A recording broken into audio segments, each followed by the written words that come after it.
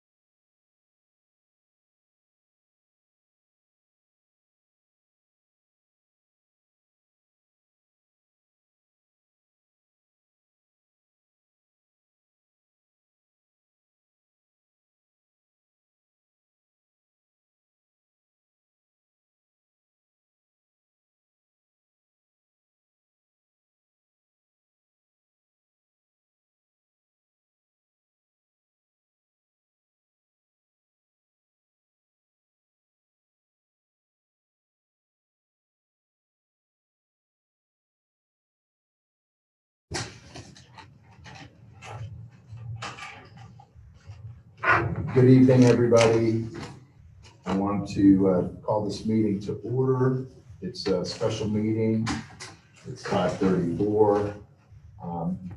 Looking around, and we have three board members in the room and three board members present via Zoom, so we have a quorum. And at this time, I'd like to stand for the Pledge of Allegiance.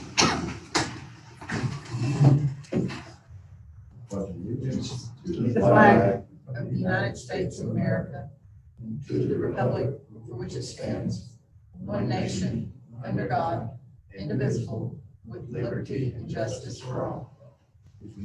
Standing for a moment of silent prayer and reflection.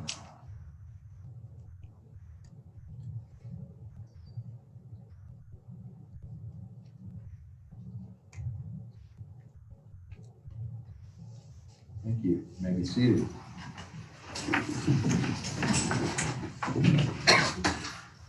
Before we move into our formal agenda, we're going to go ahead and open the forum for our public comments. And public comments were submitted online, and I'm going to read those into the record. And I'll turn this over to Alan. Tonight's here citizens are presented in the order in which they were submitted online. The first one is given name is Concerned School Employee. Our teachers are stretched so thin that rockstar teachers feel they are limited to an inadequate performance for any learning option. By reducing from 3 options to 2 in grades 3 through 12, teachers will be able to do a better job overall. I know that there is a movement to allow students that are being successful in their learning option to remain, while those that are not being successful to move to another option.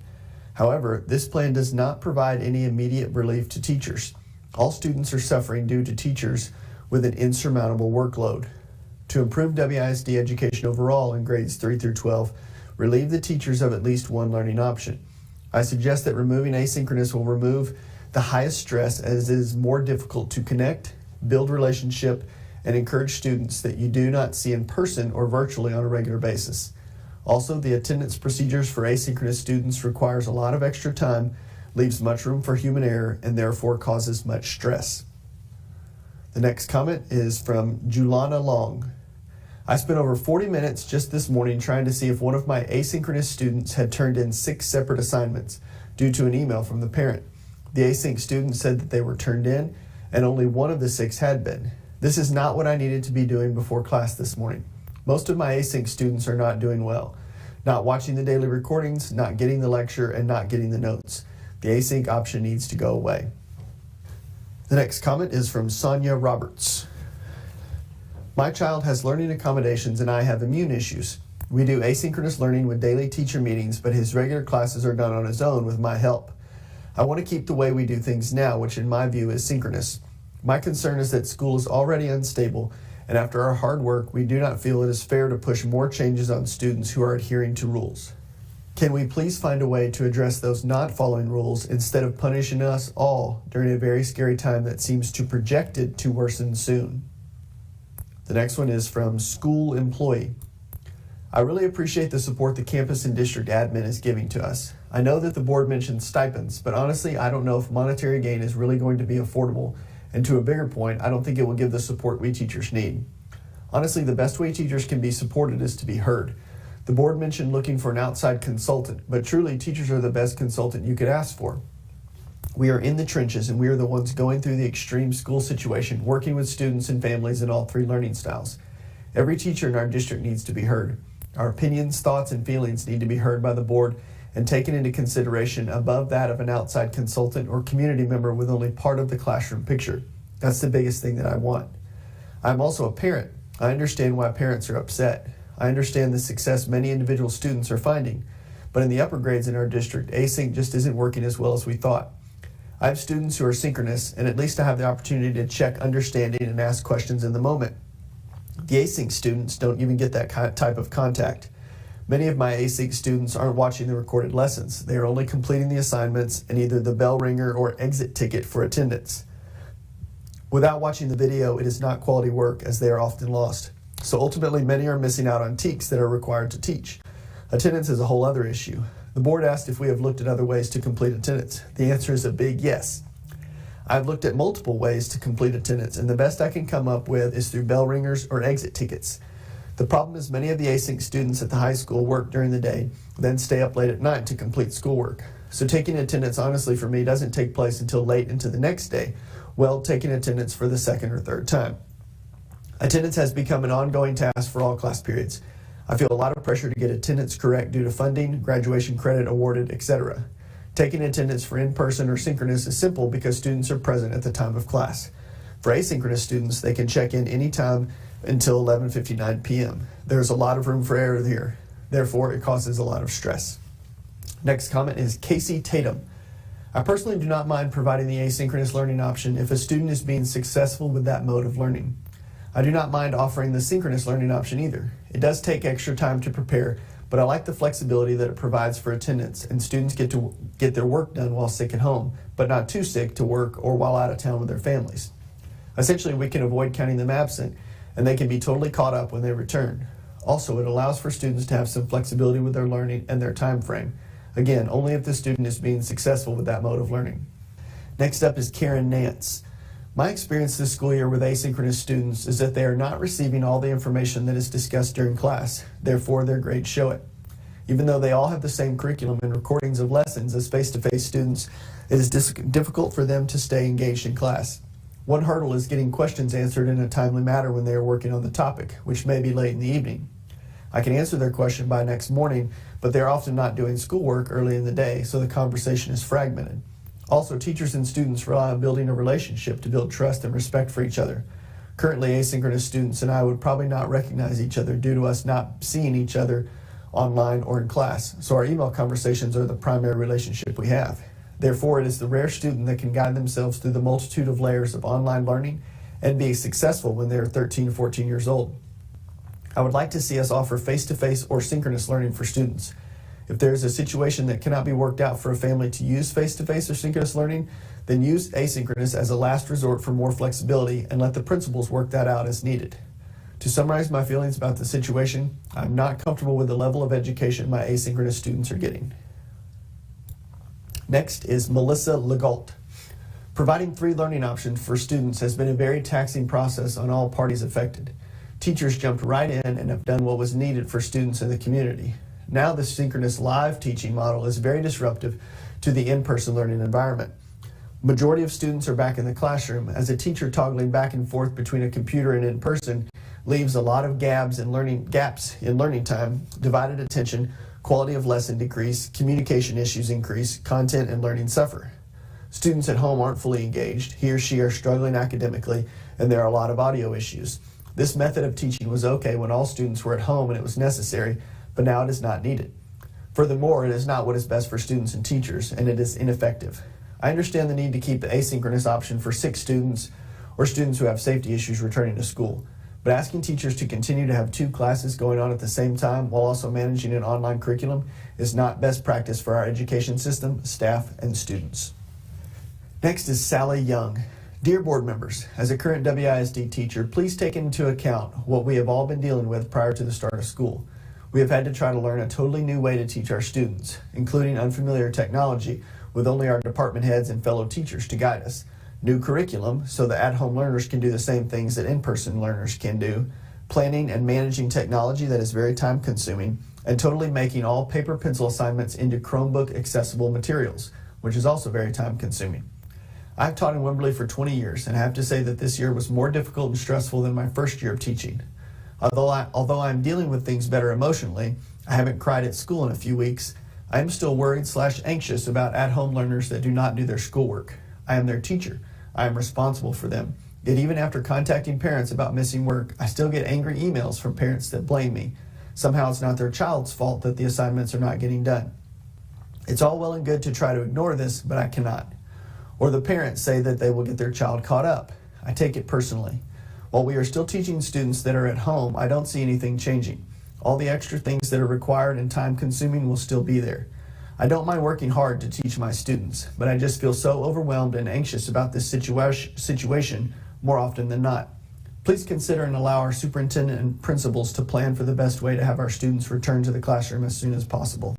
Next is Christina Stover.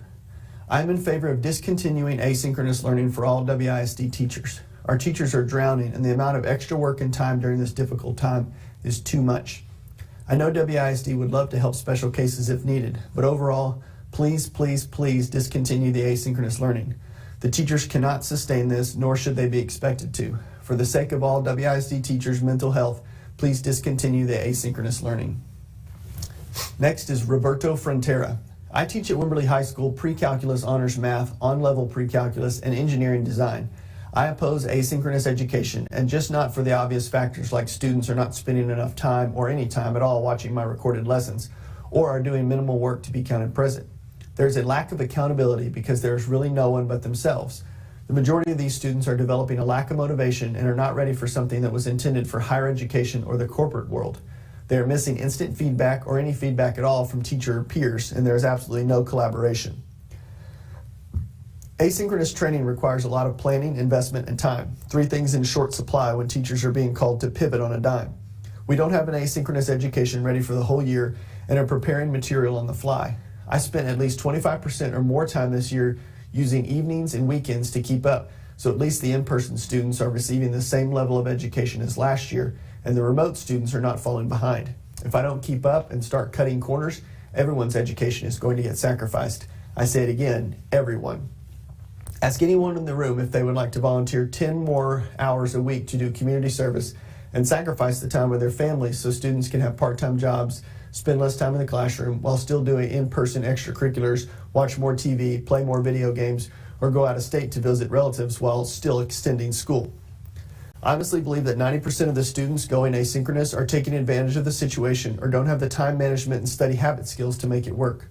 Their grades are 12% lower than in-person or synchronous students, and their attendance is deplorable. If anyone really needs an asynchronous education, I'm sure there is an accredited online high school better equipped for that type of education than our super Wimberley teachers. Next is Sarah Espinoza. It is my hope that the board will trust the expert opinions of what seem to be an overwhelming number of WISD teachers and discontinue the asynchronous instruction option.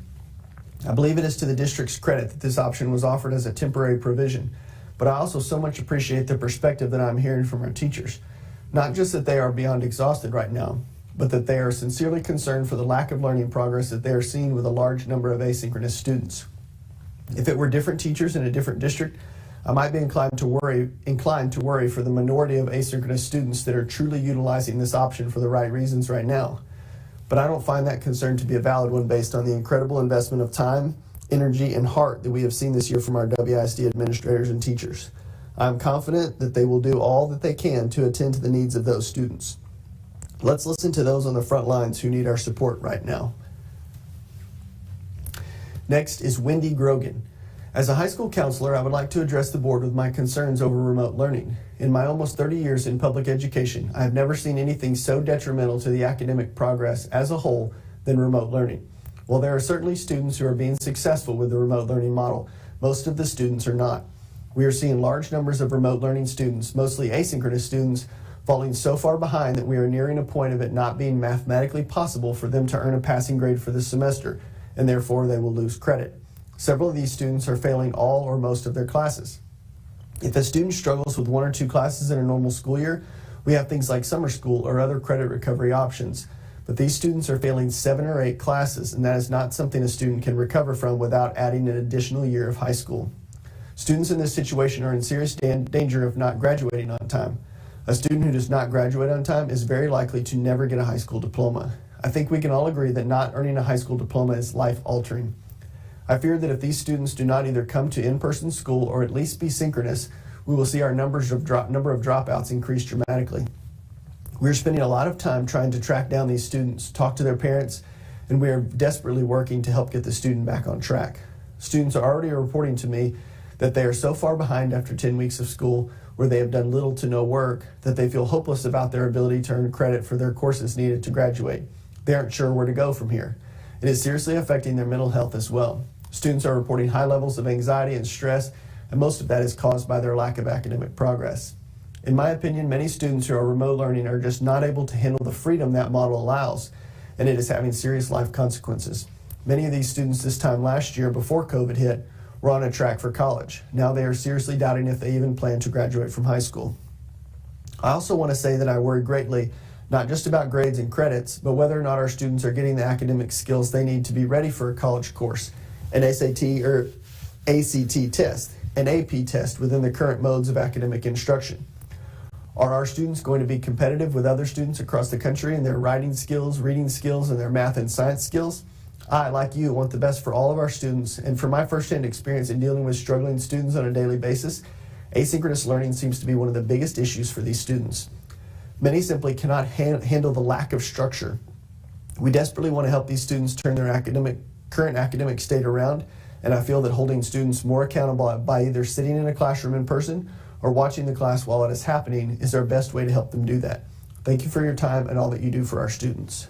Next is Stacy Ford.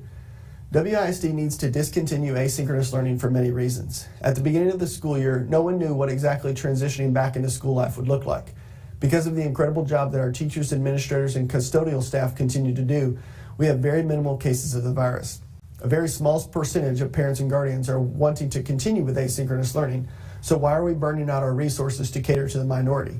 We're asking teachers to do two completely different types of jobs. They're doing everything and not being able to do anything well because they are being spread too thin. Teachers and students alike are suffering. The time has come to getting students back into the classroom where they need to be. Next is Chelsea Myers. To the Wimberley ISD board and the Wimberley community. My name is Chelsea Myers and I am a 7th year, 3rd grade teacher, mom, and wife, and I'm asking you to consider the removal of the asynchronous learning method. Let me first say I love teaching. I really, really do. My classroom filled with students learning and engaged is one of my happiest places.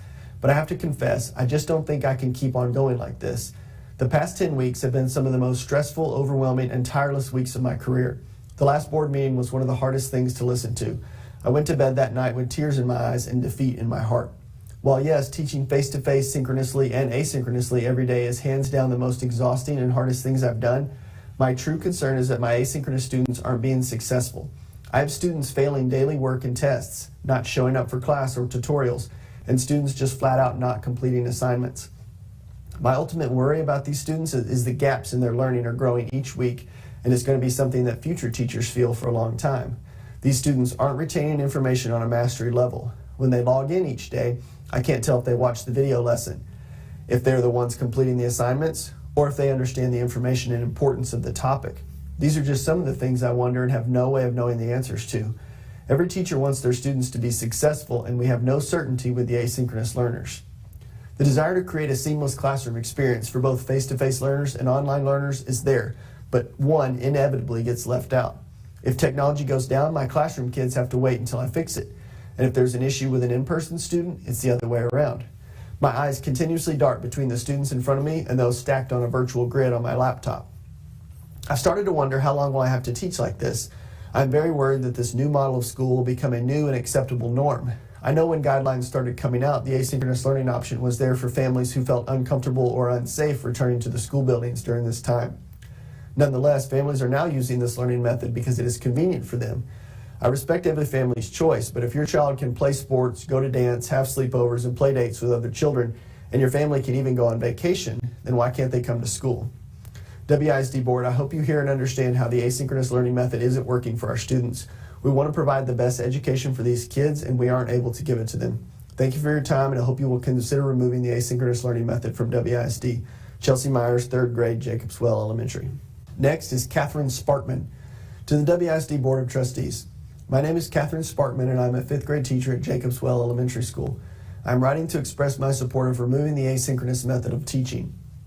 For reference, I'm 29 years old, and I'm a 2nd-year teacher. Most of my teaching experience has now been during COVID. I'm a mother of 2 children under the age of 5, and I have a husband who is away 8 months of the year for work. Teachers are carrying a burden they were never asked if they wanted to carry. We were never given the option to stay home with our children. We were never considered in the choice to add virtual learning to this school year either. It seems to me that the teacher feelings and experiences are falling second to the opinions of parents at this point. However, I'm the one teaching the students and helping the families through this situation. My request is to highly consider removing the asynchronous learning option from virtual learning. Virtual teachers are easily working 60+ hours a week. During this time, I'm creating virtual lessons from scratch, recording content videos, engaging online with students when possible, emailing parents, grading and regarding virtual assignments,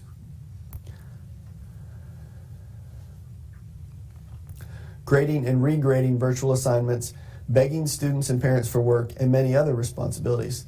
This doesn't include my responsibilities for my in-person students. The work, lessons, and activities cannot be the same for both modes of learning. My husband is home at the moment, and that helps a ton with our kiddos. I come to school around 6:45 a.m. every morning, and I'm usually on campus till 5 p.m. or later. I only get to see my kids for maybe a total of 1.5 to 2 hours tops every day. I'm losing critical time with my family so that others can have their new family time. Asynchronous was originally created for those who had a fear of coming back to school and couldn't log on at certain times. It is hard to hear that lots of our students are engaging in dance, sports, vacations, and other social gatherings. I do understand the ones who chose this mode because of a medical condition or suppressed immune system. This is only part of the reason asynchronous learning is not equitable to all students. A major issue we are facing is the lack of time to build virtual assignments from scratch. This is not something we can fix with more programs or money. You cannot give me back time with my family. I'm asking you to please think about me and my fellow teachers. We are struggling and we are exhausted. It's only October and we have a long way to go. Please remove asynchronous learning from our plate. Thank you. Next is Melissa Perry. To the WISD board members, my name is Melissa Perry and I'm a 5th grade teacher at Jacobswell Elementary. I feel that some board members and parents do not understand the stress and burden asynchronous teaching has put on me and my fellow teachers. For reference, I am 29 years old and consider myself to be tech savvy in many ways. I am still easily working from 5:30 a.m. until 8 p.m. most days. During this time, I am turning assignments virtual for the online students. To create a virtual assignment takes about 30 minutes per assignment. That doesn't include the instructional video that I have to make to teach the content. I cannot simply record myself during in-person instruction because I'm moving around too much for the microphone to hear me at all times, and it would also be too long and include student voices who do not consent to be on video or audio. After the making of one singular virtual lesson, the expectation is that the students complete the assignments the day they are assigned. Only about 75% students will actually do that, however. So I collect the grades from those 75%. That means for the next few, maybe 20 days, I have to check back on that assignment to check for completion. I also have to email parents, call parents, and send reminder messages to parents about this one assignment. That for one student could take 10 minutes a day. Multiply that by the other students who do not complete the assignment, and now you have about 2 to 3 hours of simply begging parents and students for assignments. But again, that's only for one assignment. I teach 2 subjects 5 times 5 days a week. Do you see where I'm going with this? Oh yeah, and that doesn't even include redo assignments since students aren't passing the first time. During the board meeting, I heard lots of parents say that this model works so they can continue their outside hobbies. I'm sorry, but that makes me furious. If you feel safe enough to be at your dance, sports, or job, then you can be safe at school. Also, we have parents taking advantage of this system. Parents are taking their families on vacation instead of doing the classwork and expecting grace to complete assignments. I implore you to highly consider the mental health of us teachers. We need a break and we need something to be taken off our plate. Next is Jamie Giertner. I am in support of the school discontinuing synchronous learning. It puts a great deal of extra workload and tremendous demand on our teachers that doesn't seem necessary considering the low amount of COVID cases in our district.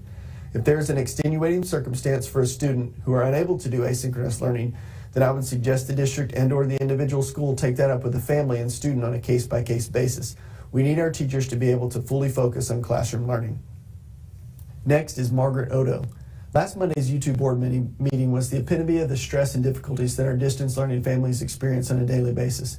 Parents have been complaining about just these things for 9 weeks, and yet you have not learned or fixed the problems for distance learners based on how this meeting was held. Camera was off for almost 4 hours. We couldn't decipher who was speaking. Microphones by speakers were not used or poor. Not enough questions and answers without excessive anecdotes. Repeated push about teacher stress without acknowledging family, student, or parental stresses. Just as you have asked for our questions on writing, we expect to see your answers in writing. Thursday's Zoom with the superintendent was the same, albeit with cameras and chat. Parents were still not taken seriously. Questions: why isn't there a tab specific to virtual learning on the WISD website? Why isn't there an FAQs about distance learning on the WISD website to get the answers to some of these questions without repetition? Why aren't the public questions posted with answers? Answers with how you will make it happen, not excuses why you won't. Why doesn't WISD have a virtual liaison just for parents, possibly for each campus? We need at least one contact person to help navigate questions, problems, and navigate between the teacher and parents. Why isn't/wasn't there a webinar that can explain the program to parents? Why wasn't there a webinar that can explain the program to students, including your school email address? Parents didn't even know about this until weeks into 6th. Skyward, Google Classroom, submitting assignments, test it out. Contact your teacher feedback. These should be standardized for each campus. How do teachers provide feedback? How often do they do things like hold extra help sessions or workshops? Are students going to be expected to take national standardized tests? Will they be required to take tests at the school, or will they take them online? Does WISD have a TXVSN, Texas Virtual School Network Site Coordinator? Why not? Need written answers to % of distance learners as of 9/8/20 at each campus, % sync, % async, % of those students that are new to that campus, % 6th graders, % 9th graders, % new to district. Most of these students are not yet used to the different expectations and pace. Those are skills that need to be taught, but are not getting that for distance learning. They're being left to struggle on their own. Often they are not getting that when they first are on campus either. Why doesn't the district require agendas by the teachers? Parents need this to help their students. Why don't parents have access to all the teacher uses for the class? Parents should not have to watch the videos to get information mentioned on the recording, but not in Google Classroom. Parents should not have to be watching the Zoom to get information to assist their student. Why isn't everything for that day under that day? Parents and students should not have to hop around Google Classroom to make sure everything for the day is complete. Assignments under one topic, attendance under another, recordings under a different one, resources for that day somewhere else. Example, too many topics, should be by class date. One Google Classroom for our 6th grader has 16 topics. Next is Tiffany Lineweber. My main purpose of wanting to transition away from the asynchronous mode of learning is I am worried many of the students are not successful with this mode, not only in the fact of poor attendance and late submissions of work, but most importantly, successfully gaining the skills that are being taught and retaining that information to show mastery. Yes, we are overworked. Yes, we are overstressed. Yes, it has gotten better since the beginning of the year, but yes, it is still extremely wearing. I'm still having to do triple the amount of typical work because I'm still teaching in 3 different learning modes. My main concerning point is not being overworked, however. I'm willing to work triple time if I feel my students are successful with that learning mode. This is not the case. Once my lesson is posted on Google Classroom, I then wonder if the student is actually watching it, absorbing it, applying it, and able to retain it. I'm worried parents are doing the work for the children, or the children are just not doing it. Asynchronous learning has proven to be unsuccessful, and I fear the gaps these students are developing will have a great impact in their future learning. Next is Kate McNeely. Good evening. My name is Kate McNeely, and I teach business courses at Wimberley High School. I wanted to express my concern for continuing asynchronous learning. I could go into so many facts that contribute to this concern. The low grades, the lack of attendance, the extra work involved, the lack of communication and discussion, the lack of hands-on learning, the extra prep time, etc. But this evening I want to focus on the connection, or rather the lack of connection with asynchronous students. It is so important for teachers to build meaningful relationships with students so we can help them grow, learn, and reach their goals. It is critical that we establish a foundation of safety and trust so that students know we care about them both academically and in their endeavors outside of school. We want students to succeed because we care about them. I thoroughly enjoy being with my students who are in person and talking with them, sharing the good things in their lives, asking about extracurricular activities they're involved in, and listening to their personal interests. I feel like a proud parent when students tell me of their successes, or I get to see them play at their sport, cheer for a team, succeed in UIL, or perform in the band. I love seeing their expressions and excitement in class when they share something that is important to them. What's really awesome about my classes as well is that I usually have students from their freshman year until they graduate. So I get to watch them grow, mature, and become amazing young adults. These relationships are incredibly important, and I think both teachers and students thrive off of the connections formed during class. Although my synchronous students are not in class, we get to share some of these same things. They log in during class, join my in-person students, and hear the lessons.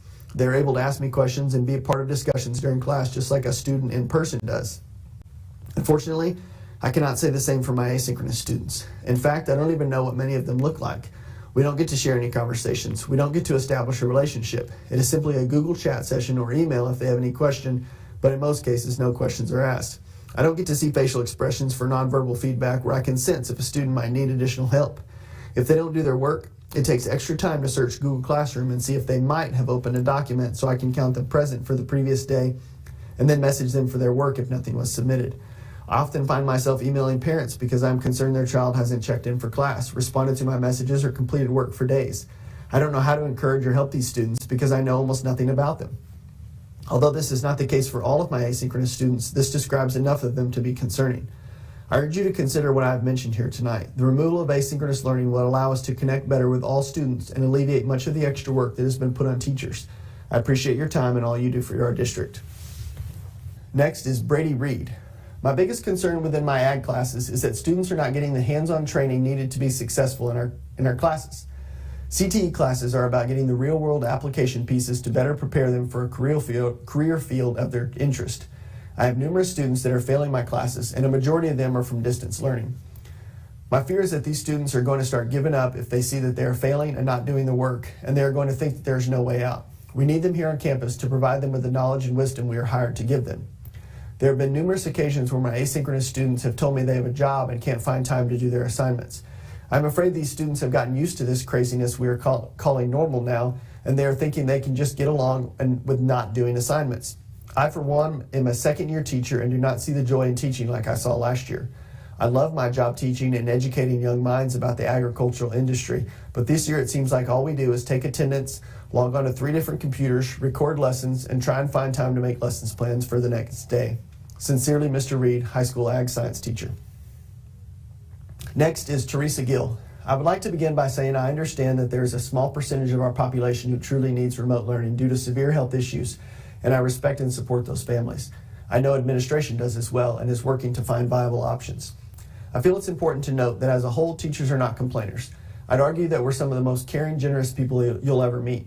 We are unselfish with our time, unselfish with our resources, and genuinely care about our students and each other.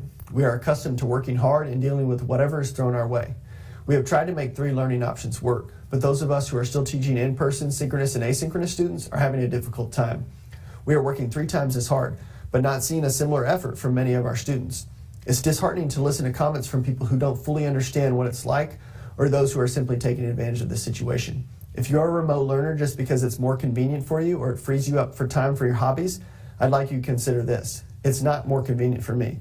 It creates about 2 hours of extra work per day, and I have absolutely no time for my hobbies. My husband wants his wife back. My kids want their mom back. They need the complete me, not this stressed, exhausted version of myself. I'm saddened to see the same stress and exhaustion in so many of my colleagues. I've witnessed 3 teachers in tears, and I'm concerned for their well-being. This cannot become the new norm. Something has to be done to ensure that both teachers and students are successful and healthy. Thank you for your time and consideration. Next is Kim Hyde. My name is Kim Hyde, and I work in the office at JWE. I can tell you that there are books, tests, and paperwork that sits in the office for days and doesn't get picked up by asynchronous parents. Teachers have emailed and called several times. Then Melissa will call again to remind parents, but it still doesn't get picked up. It is very frustrating at the least. Thank you, Kim Hyde. Next is April Grant. My name is April Grant, and I teach 3rd grade at Jacobswell Elementary. For the first 9 weeks of school, I was teaching reading, language, writing, and social studies in 4 modes of learning and had 40-plus students. I had in-class, synchronous, and asynchronous students. I also had 1 student that requested paper packets. This was all very overwhelming. I consider myself very tech-savvy and can learn new programs very quickly. Having said that, figuring out which programs would work best for each student and assignment took a lot of time. The beginning of the year is usually overwhelming in general, but add everything that was on my plate this year, and I was simply overstressed. I would come home crying most days. I felt like I did not have the time to give to my personal children at home, and therefore one was struggling, and I did not have the time to help them. I did not feel like I was being successful as a mom or a teacher. In my opinion, students that are learning asynchronous are not getting a quality education. Many are on their own, completing assignments, and are needing that direct instruction. When they have returned to school after being out, it's disheartening to see that they are missing many skills. We are needing to reteach most skills that were being taught while they were at home. I've noticed that many synchronous students were keeping up with lessons at home just as we were doing at school. We were able to connect more with synchronous students, explain assignments, and have discussions with them. I was also able to run book clubs, small group reading lessons, with synchronous students, and they were successful. It would make the extra work worth it if asynchronous students were being successful. Please consider removing asynchronous as a learning option for WISD. Thank you for your time and attention. As always, we appreciate your support. Next is Robin Rivera. I read a message on social media from a WISD parent that said, quote, "All of us have many times in our own profession worked way above what we were hired to or paid to do. We step up as team players to our profession to get the job done," end quote. I agree with this parent. As a teacher, I have stepped up to be a team player a million times in the past 18 years of teaching. I can't think of a year where I was ever able to just work the 40 hours a week I was paid for. When I am able to leave work on time to attend my child's basketball games, I take a stack of papers to grade during halftime. On weekends, I load up my rolly cart with stacks and stacks of papers to grade because I don't have time during the week. Meeting with parents well past school hours, delivering a forgotten library book to a student's house, getting to school extra early so a student could take an AR test to make their goal, all things we do every day without complaint because we love helping our kids succeed. However, what is being asked of teachers right now is not about stepping up. We are being asked to be a team player so that kids can hold full-time jobs, parents can have more family time, and kids can pursue their hobbies. Remote teaching was set up to help students and families with real health conditions that would do best with reduced exposure to the coronavirus, not because remote teaching works better for their jobs, vacations, and free time. I'm speaking on behalf of my son's 8th grade teachers and my daughter's 11th grade teachers. Because of the complexity of the upper level grades with schedules with honors and AP classes, one teacher is not able to just teach a class of remote learners like a 2nd grade teacher can. At this level, the teacher is teaching in their field of specialization. Not just any teacher can teach Mr. Hernandez's AP biology classes and Mrs. McNeely with her 6 different marketing and business classes. They have to manage classroom behavior while teaching their subject to in-person and online students. I don't know how much time you have spent in a high school classroom, but I can assure you that managing a high school class is not easy. But then add in recording yourself teaching and responding to students that are remote learning all at the same time. After listening to last week's board meeting, I went to bed feeling defeated for the first time ever in my teaching career. It was disheartening to say the least. We are a district of teachers that were ready to get back in the classroom this past August. I don't think parents in the school board understand that continuing at this level is going to cause some really great teachers to decide not to come back to teaching. Why would they? Why would they continue at this impossible pace? I talked to a well-respected teacher in this district this week, and she said the only reason she had not put in her 2 weeks' notice was because she loved the kids.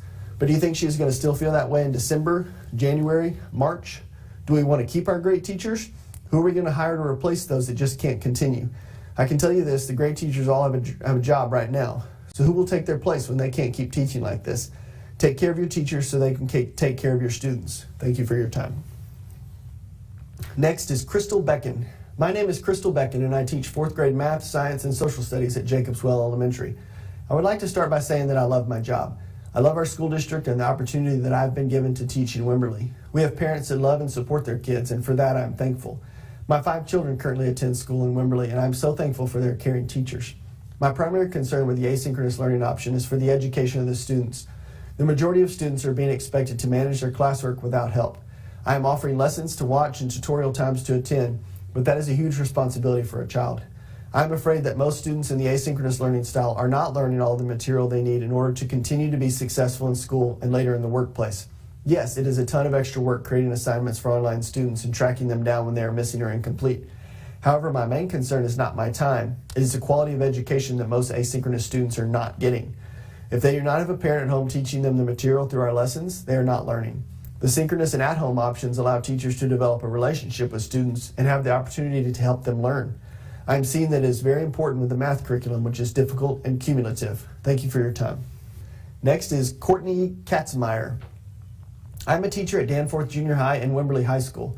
I teach choir and theater for grades 6 through 12. I also direct junior high one-act play and assistant direct the high school Lone Star Theater program. During overlapping theater seasons, I typically work from 7:30 a.m. until 8:30 p.m. Monday through Fridays. It's a lot of work, but the kids make it worth it. This year, I am unable to use the time after rehearsals or on the weekends to recover from the very long work weeks, as I'm regularly spending at least 6 to 8 hours per weekend recording and creating online lessons for my 4 different preps. After spending all those hours preparing online material, it's very disheartening to see that most materials are never accessed by online students. My asynchronous online students are missing significantly more work than any other students and have an average class grade that's 27.98% lower than in-person students and 20.42% lower than synchronous students. This is due primarily to missing work, as almost all assignments are graded based on completion and participation. I think requiring synchronous or in-person learning will allow teachers to build more rapport with students and allow teachers to provide more support and accountability to students who may be learning in a non-traditional environment due to COVID-19. I think the mental benefits of peer interaction, even over Zoom, would also be extremely beneficial for online learners who may feel secluded and cut off from their peers during this very important time of social development. In conclusion, I believe ending asynchronous learning would positively affect both teachers and students. Thank you for your time. Next is Melinda Brazel. I believe asynchronous learning should be removed as an option. In a perfect world where all students take responsibility for their assignments and education, and all parents check in with their child to make sure their child is being a responsible student, asynchronous learning would be a good option. Unfortunately, not all students and parents are taking responsibility for the assignments and education. And not only is the student possibly falling further behind, but it is adding a burden to others in the school system that isn't necessary. Synchronous learning is available, so if there's a student with a health concern, then they are not being asked to put themselves at risk. We are simply asking for the board to make a decision that is best for the student that might be falling behind, and for the teachers who already have several plates they're juggling, including their own personal family and lives. I ask the board to be considerate of all involved. Next is Brittany Higgins. I'm addressing the school board today in regards to eliminating asynchronous learning as an educational option for students, effective immediately. Imagine, if you can, a special education life skills classroom with students ranging from intellectually disabled to having autism. They need their teacher. They want their teacher. Where is their teacher, you might ask? Oh, she is tethered to her desktop computer with her online students, unable to provide the one-on-one education they require because she is having to ensure her online students are following along with the work, participating in class, are prepared for class, do not become behavior problems, and their learning environment is free from distractions. It's exhausting. Meanwhile, the in-person students become behavior problems, screaming, kicking, throwing tantrums to the point I cannot hear my online students, all as a result of not having their teacher present in the classroom. In a 2-hour period, the amount of redirecting I have to do to keep my online students engaged and focused is enough to make anyone go insane. This is every day. For the past 45 days of school, every day. I'm exhausted. This is not in addition to the increased parent support required to navigate online learning, the extra time required to create and track data track online learners, and the increased time to research engaging activities to keep online learners interested in learning and coming to class. Something has to give. I hate that my in-person students are suffering. I hate that my online learners are suffering. I feel like a failure because no one is learning. Something has to change. How can you, the school board, help? You can vote to eliminate asynchronous learning as an option for distance learners. Next is Nicole Royal. Hi, my name is Nicole Royal and I teach at Danforth.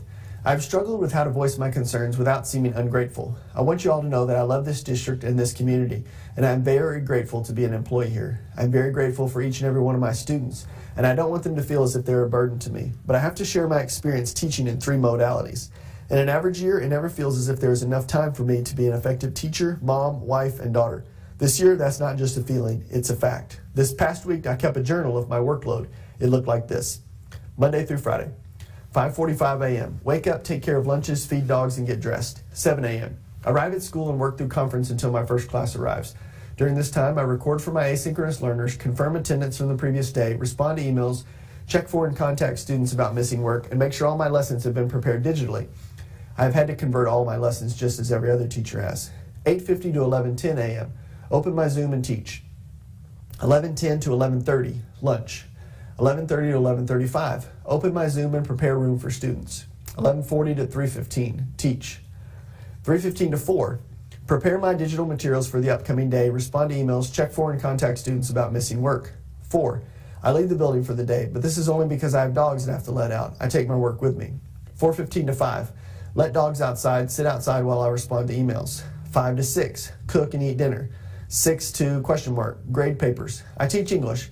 Most of what I grade has to be read and edited. It takes hours, and I don't have time to grade during my conference because of all the additional work we have this year.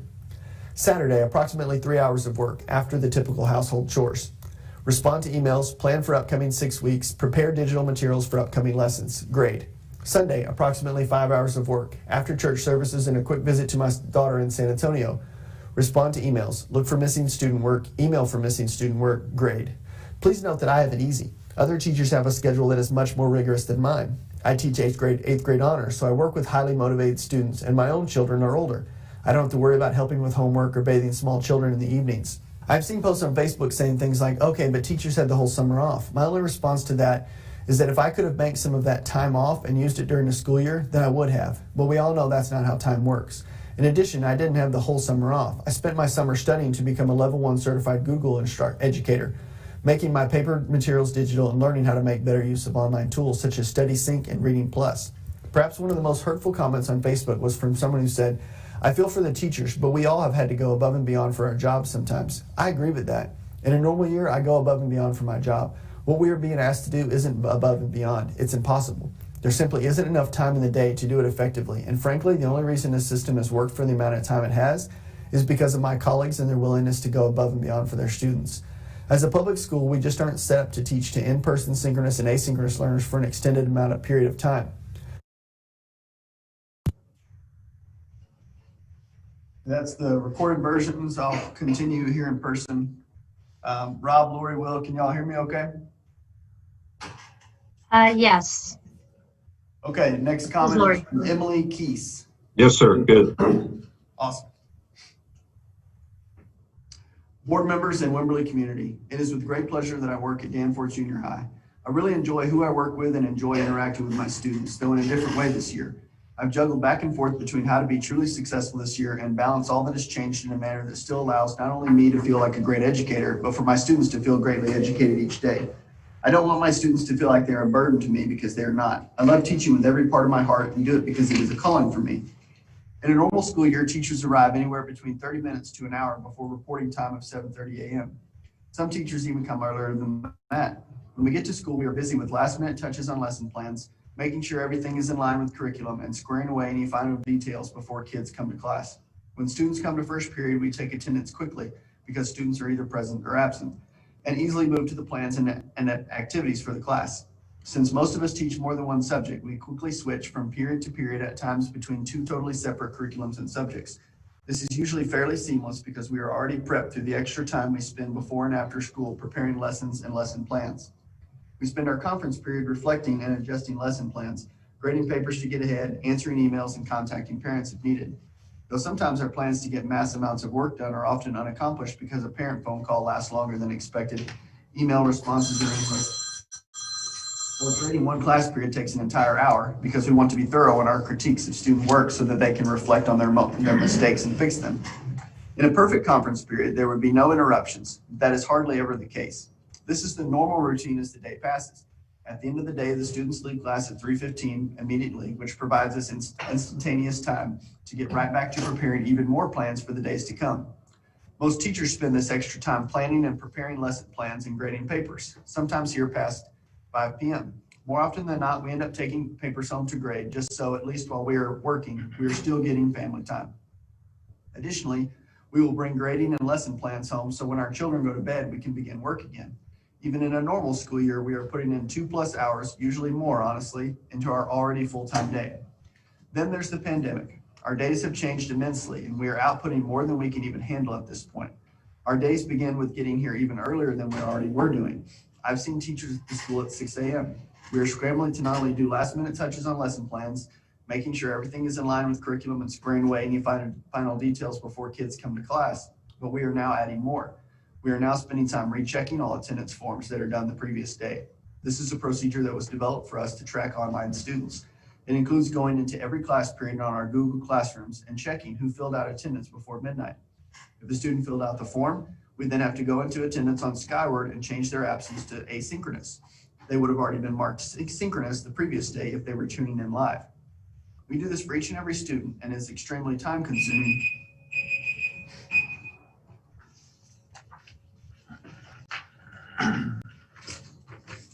Next is Mary Grace Barbie. To our WISD School Board, I wanted to speak up on behalf of reducing the number of online learning options that our district offers. Maintaining all three modes of learning is not sustainable. I'm the elementary art teacher at Jacobswell Elementary. I currently spend numerous hours planning, creating slideshows, and responding to each online learner as they turn in assignments. I feel overwhelmed and frustrated by the amount of time it takes to do this preparation, and frustrated with the number of students who log in to do the activities in a timely manner. Knowing how I feel, I'm amazed by my fellow classroom teachers. Most have to do this for multiple subjects and for multiple lessons during the day. While we all come to work with a smile on our face, ready to offer the best we can give to our students, many of us go home frustrated, exhausted, overwhelmed, and some even in tears. We need a change, and we need our WISD School Board to hear our voices. Thank you for your service on our school board, and thank you for listening to our needs. Mary Grace Barbie, JWE art teacher. Next is Amber Shand. I'm writing in response to our current situation of teaching in 3 different modalities. While I'm so very grateful for the group of students I currently teach, I'm tired and overwhelmed with the amount of time it is taking me to complete all of my required tasks. I take my job and role as an educator very seriously. and my students deserve nothing less than my very best. In order to be at my best right now, I have to put in an incredible amount of time that I've never had to do before. This is time that is taking me away from my own 2 elementary-age children, as well as my husband, who has a very different schedule than the rest of us. Our time with him is precious. So as not to take too much of your time, I'd just like to ask that you consider eliminating either sync or async learning. Honestly, if you were to help make my day go more smoothly, I'd prefer the synchronous option be eliminated.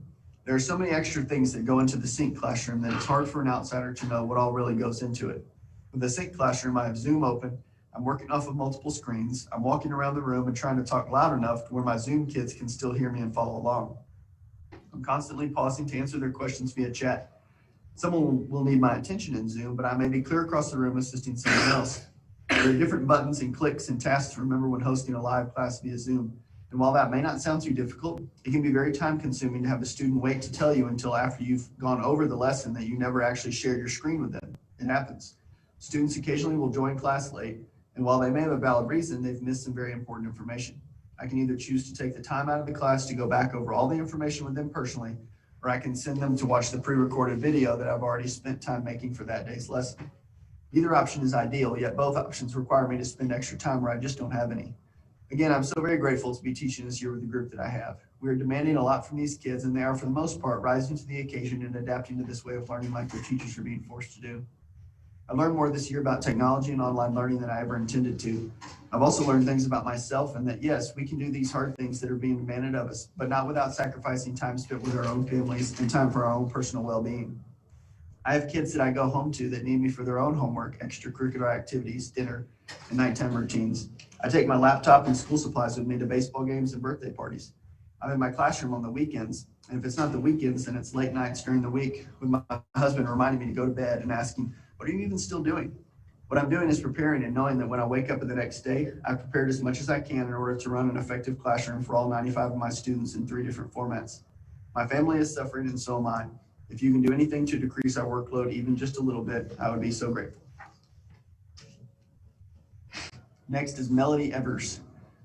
Hi, my name is Melody Evers, and I'm a reading intervention teacher at Jacobswell Elementary. I teach reading in small groups to identify dyslexic students, as well as other students needing help with their reading skills for 45 to 50 minutes daily. I'm proposing the board does away with the asynchronous learning option. You have heard from the perspective of the regular classroom teacher, as well as principals, and the extreme difficulties and stress of asynchronous learning. But there are also disadvantages of it in the small group setting. Although my job is different from the regular classroom teacher, which I did for many years before my current job, asynchronous is very difficult to utilize when teaching reading to small groups. When I say I teach reading, I don't mean that we just read a passage or book and go over some questions.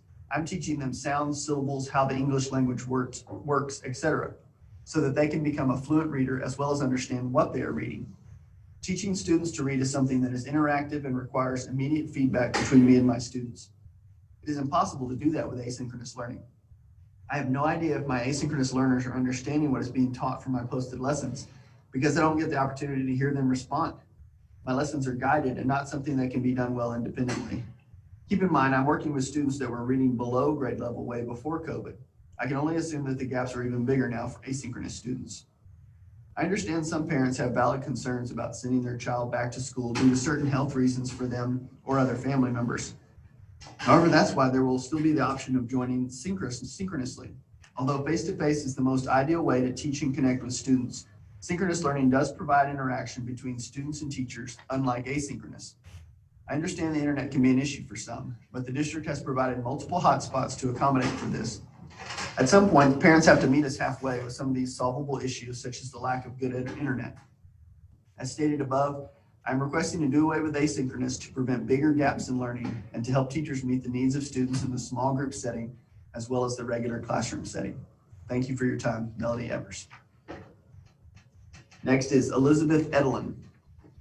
As a teacher at Danforth, I'm proud to say I've witnessed teachers, parents, and students alike doing all they can to make the best of our current situation.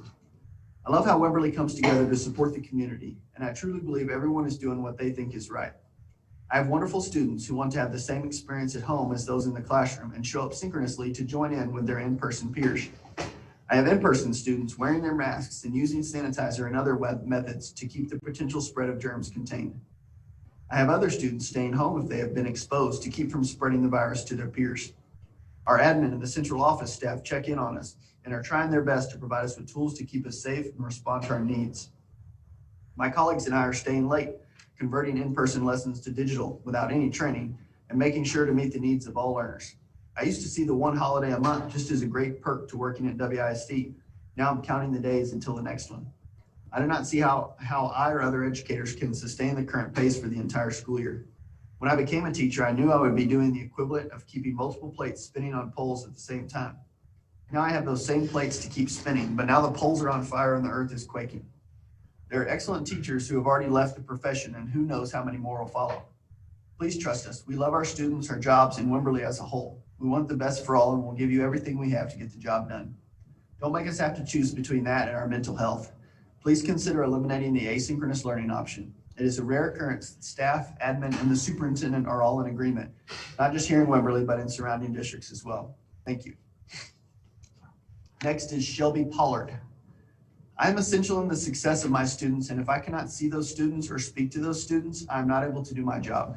I have students whose faces I've never seen because of the async option, yet I'm having to track them and their work down because we've not been able to establish a successful means of communication. If my students can get online to complete their work on their own time, then they can also be online and engaged in class. Next is Cindy Garrison. To the WISD school board members, I'm a 4th grade teacher at JWE. Teaching in 2020 is the hardest thing I've ever done. My teaching partner and I were fortunate at the very beginning of the year to only have in-person classes. I'm very thankful for that. This year's my 29th year of teaching and also my last. When I should be looking forward to retirement, I've actually been saddened to see all the teachers who have any virtual students at all having such a difficult time. Unless you have witnessed it, I don't know that you can truly understand the toll it is taking.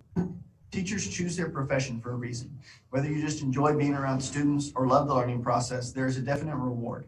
What I see with the majority of virtual learners just makes me depressed. It is literally going to take years to make up what those virtual students are not doing at home. Students do best on a routine, and there is no substitute for classroom learning and all the ways students interact. It seems to be apparent that the majority of our virtual learners are not choosing that option due to health concerns. It is more of a parent deciding they don't want their child wearing a mask and/or want to take a vacation and not get counted absent. I've had 0 complaints from students about wearing masks. On the flip side, I've had multiple parents tell me their students are going to miss several days, a week even, of school already in only 2 months, and want their students temporarily switched to virtual learning. I've had a parent go so far as to ask me if their child will have any work to make up if missing 3 days of school. Besides being insulted by that, in my experience, only one of those students has actually completed the work they were assigned during the absence. Listening to my coworkers that have had virtual students from day one, the situation isn't any different across the campus or the district. We are losing ground with the students, and where are we going to find the time to catch them up? If it were up to me, there would be no virtual learning options unless you truly have a health condition that warrants it. Isn't that the reason that option was introduced in the first place? We are going to lose good teachers over unnecessary stress. It's not that we don't want to work hard. It is mentally and physically demanding of our time like never before. We have a great district with a great reputation. Why risk it when virtual learning is clearly not working? Thank you for your time, Cindy Garrison. Next is Anne Marie Campbell. I'm a 3rd grade teacher at Jacobswell Elementary. This has been a very difficult 10 weeks for me. I'm working harder than I ever have. I'm missing out on some valuable family time. Right now, my only relief is that I have a student teacher, and she is supposed to gradually take on more responsibilities as time goes on. Before she took these things on, I was working all weekend and unreasonable hours into each evening. And although these are all unfortunate things for me, I know that you have all heard of these things from other teachers. I will be okay. I will get through this and on the other side of it. I will have a new appreciation for things as we used to know it. I'm more worried about the students. When a student is not in the classroom, they are missing out. There's no way for teachers to send the classroom experience to a student at home. The only way that most of us teach does not lend itself to distance learning, but we are doing our very best to make it possible. There are some skills that can be taught to the whole group and some that need to be taught in small groups. Some skills can be understood within a short lesson, while others are best absorbed by participating in teacher-led discussion. Synchronous students can participate in those things, but asynchronous cannot. I love having really good class discussions, making cross-curricular connections, and challenging students to think critically and put those skills into practice. I love showing students how things that we learn in our classroom are actually things that matter in real life, and how there are connections everywhere. I love to be able to walk around and look my students in the eye, ask questions, dig deeper, and check for understanding. Although this isn't quite possible to do with the synchronous students, at least they have the opportunity to ask questions and participate in discussion. They are present and run the risk of being called on and are expected to be prepared to participate. These are the things that our asynchronous students are missing. Maybe they hear those discussions happening, but not having the option to participate in those discussions, not needing to be prepared to participate, leads to a disconnect and lack of interest. They can listen to what someone else thinks the problem is in the story and what someone else thinks about how that problem is resolved. They'll be told whose point of view the story is from, and will be told the theme of the story. If they just listen on for a minute, they don't have to think about it because there is zero chance that the teacher is going to ask their opinion. There's no need to really think, so thinking stops, indifference sets in, and there's little chance that they will retain the information. They only have to listen, and there's likely no one checking in to see if they were really listening and comprehending, or if they're just playing the video. Unless a parent is acting as a co-teacher, the asynchronous kids are quite possibly doing only the minimum. I'm worried about the future of these students who are losing a year of their education. That is essentially what is happening. The effect will be long-lasting. Please hear our request and remove the option for asynchronous learning. Thank you for your time. Christy Daly is next. I've been teaching and coaching for 27 years.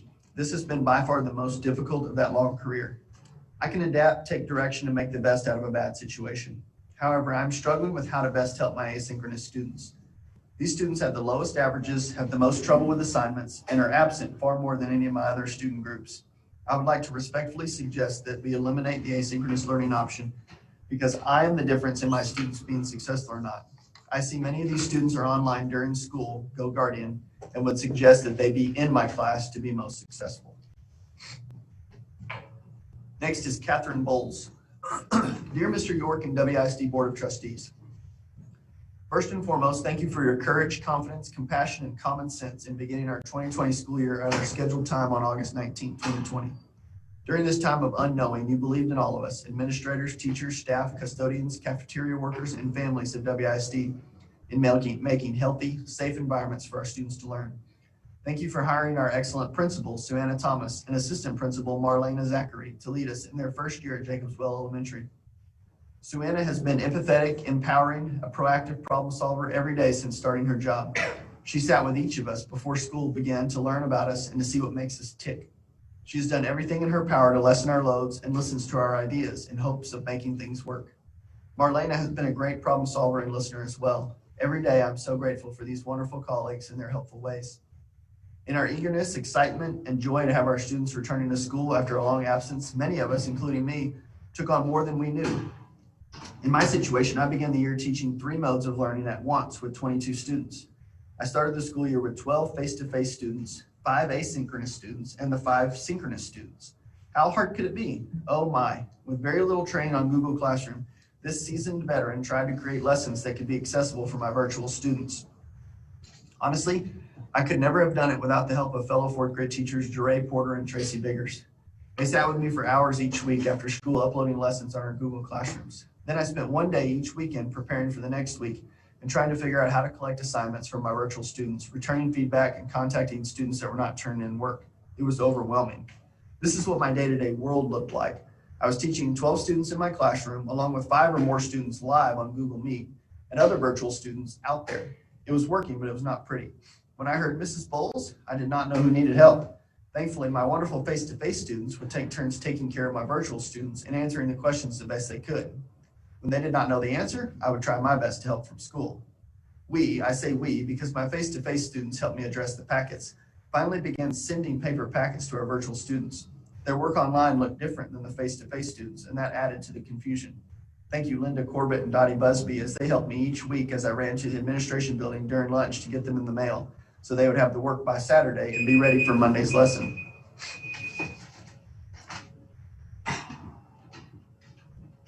Next is Darren White. As a teacher in WISD, I've seen very mixed results with asynchronous and synchronous learners compared with in-person learners.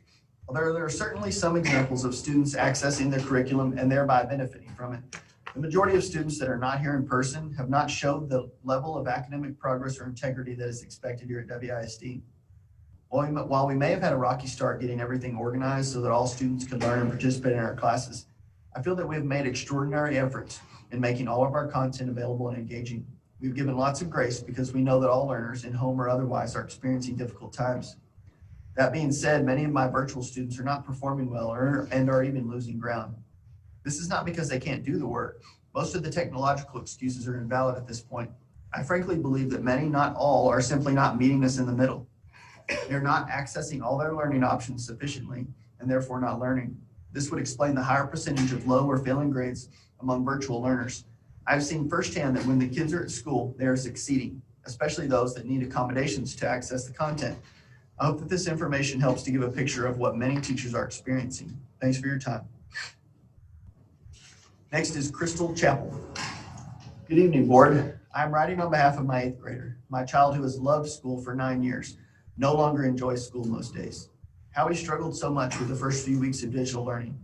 How he was so happy to return to school, return to paper and pencil. To teachers being able to interact and teach the way he has always known and succeeded with. Instead, the rug was pulled out from under us both when we walked back in on September 9th. While we knew school would look different this year, it was a huge disappointment coming to realize school would not even be normal instructional-wise. Instead, he was faced with the exact digital platform he struggled with, just inside the school building. Instead of the joy and happiness returning to his eyes, I saw the light dim even more. While I wholeheartedly empathize with teachers, I know they need some way to streamline teaching 3 different forms of curriculum. It was a hard realization regardless. I'm writing on behalf of my child who feels so badly for his amazing math teacher.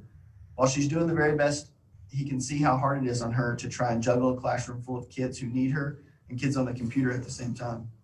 I'm writing for my sweet friend who I think is an awesome person and well-known amazing teacher who I've seen cry and stressed over the quality of education she's able to give her students, while exhausting herself to a heartbreaking, worn-out version of the woman who is normally thriving and quite honestly one of the best educators I know, all while sacrificing quality time with her own children and family.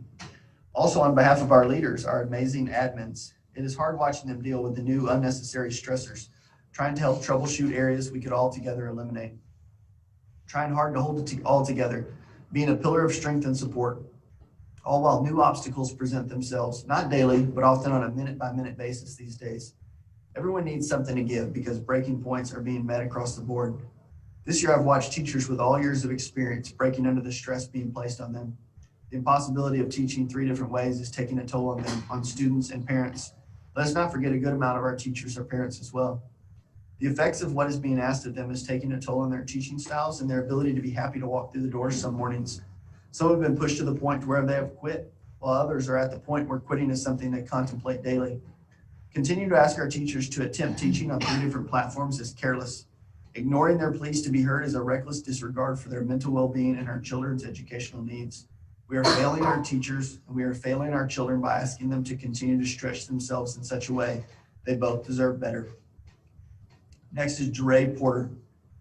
Dear members of the board, I wrote to you earlier via email, but also want to publicly comment. I'll make my comments much shorter for this forum. I'm a 4th grade teacher at Jacobswell Elementary.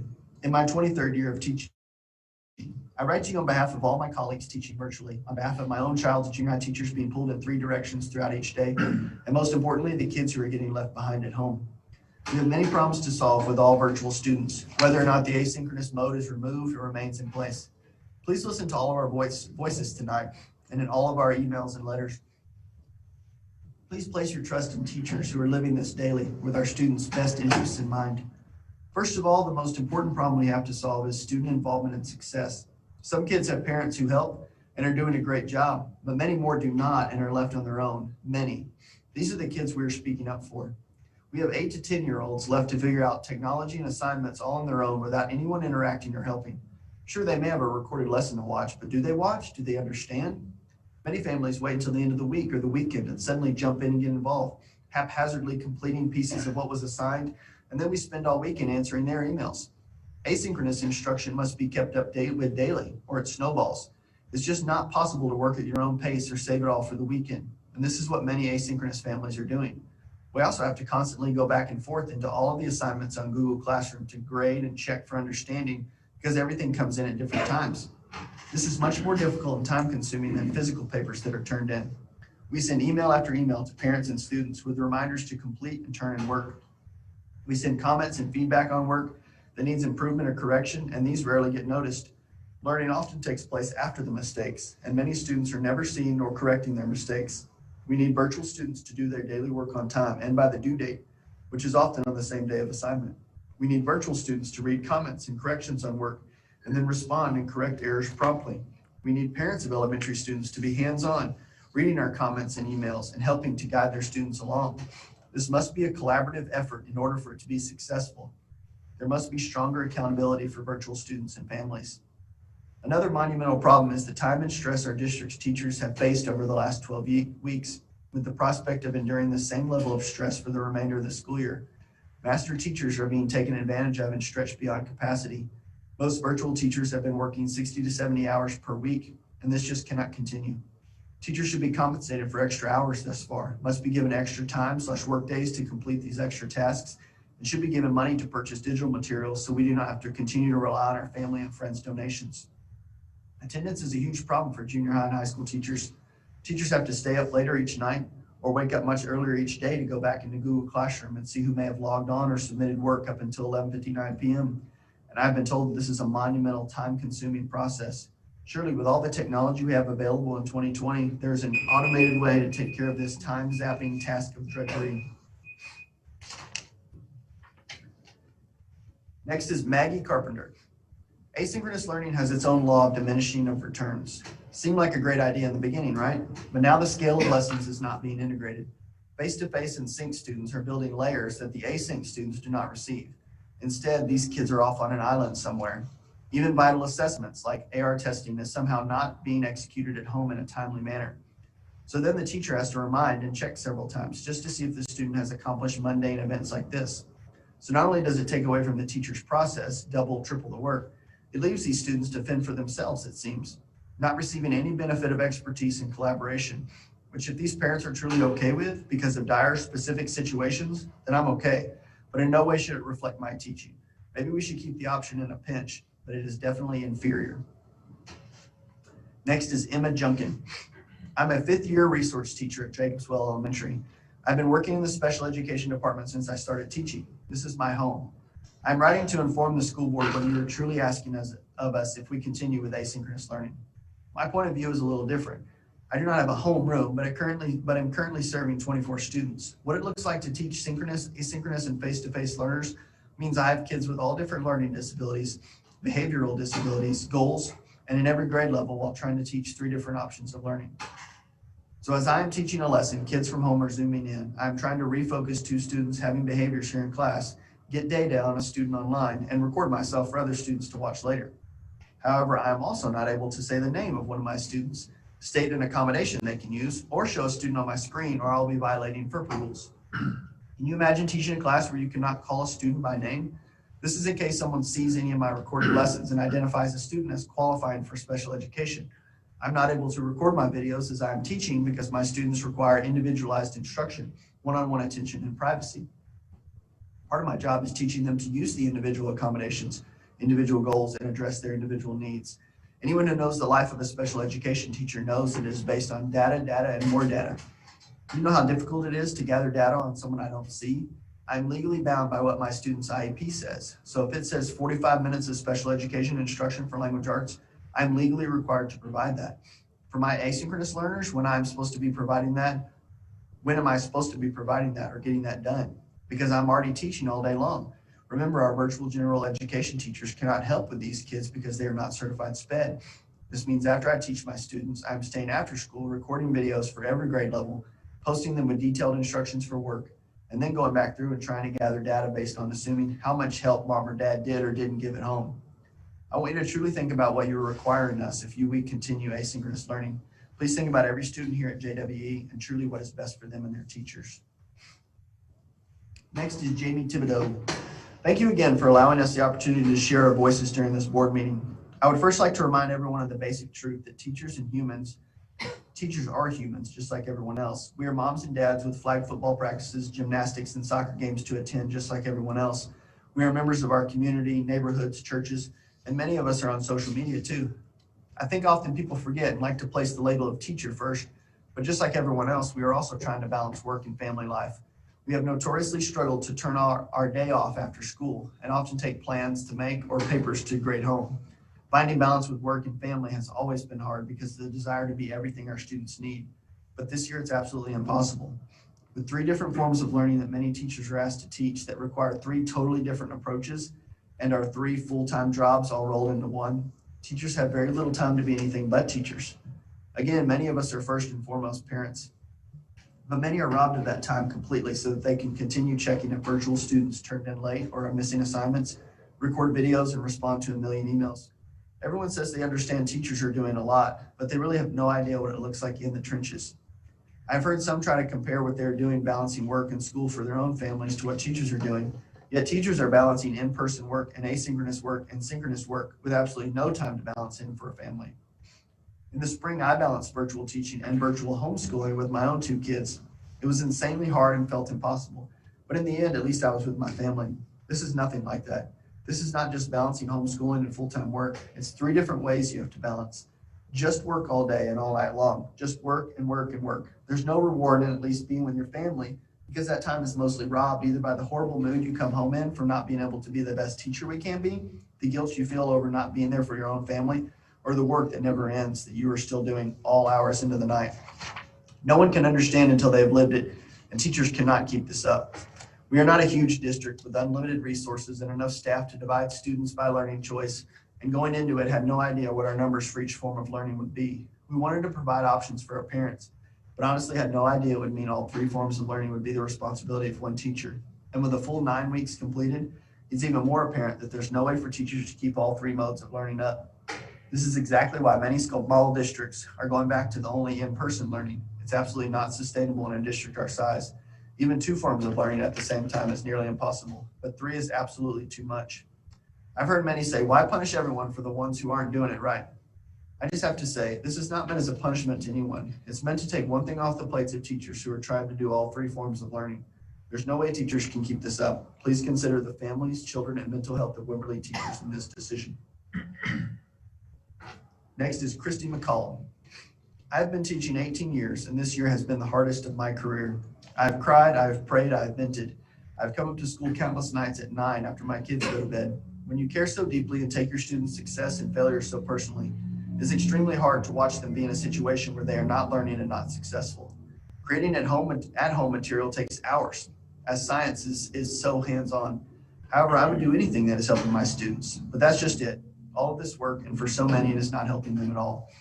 My concerns do not focus as much on ending one style of learning versus the other, but more on students having to meet criteria to be able to learn from home. I have students doing asynchronous who are doing exactly what they're supposed to, learning what they need to and showing growth and success. I also have synchronous learners doing the same. However, I have a huge handful of students who are failing, both sync and async, and struggling and not really learning anything from what I've seen. Ideally, I would like a forum to be created that has criteria that have to be met to be able to do at-home learning. My thoughts are a grade above an 80, a history of good attendance, and a focus on are those students watching the posted videos, participating in the lessons, and comprehending what needs to be done and doing it successfully with the expected amount of needed help. The grades can be misleading. I have async students with an A or a B, and so it seems like all is well. However, hours and hours went into that grade, 10 times more of what I'm spending with an in-class student. I have one student who turned in an assignment and had done the complete wrong thing. He made up his own worksheet. I emailed him to re-watch the video of the lesson/explanation. He clearly hadn't watched it. He emailed back asking, what video? I emailed back telling him where to find it, to which he emailed me back that he couldn't. We had to Zoom at night so I could screen share with him and show where it was. Then he redid the assignment, but had all of his food web arrows backwards. So I called him to go over it again.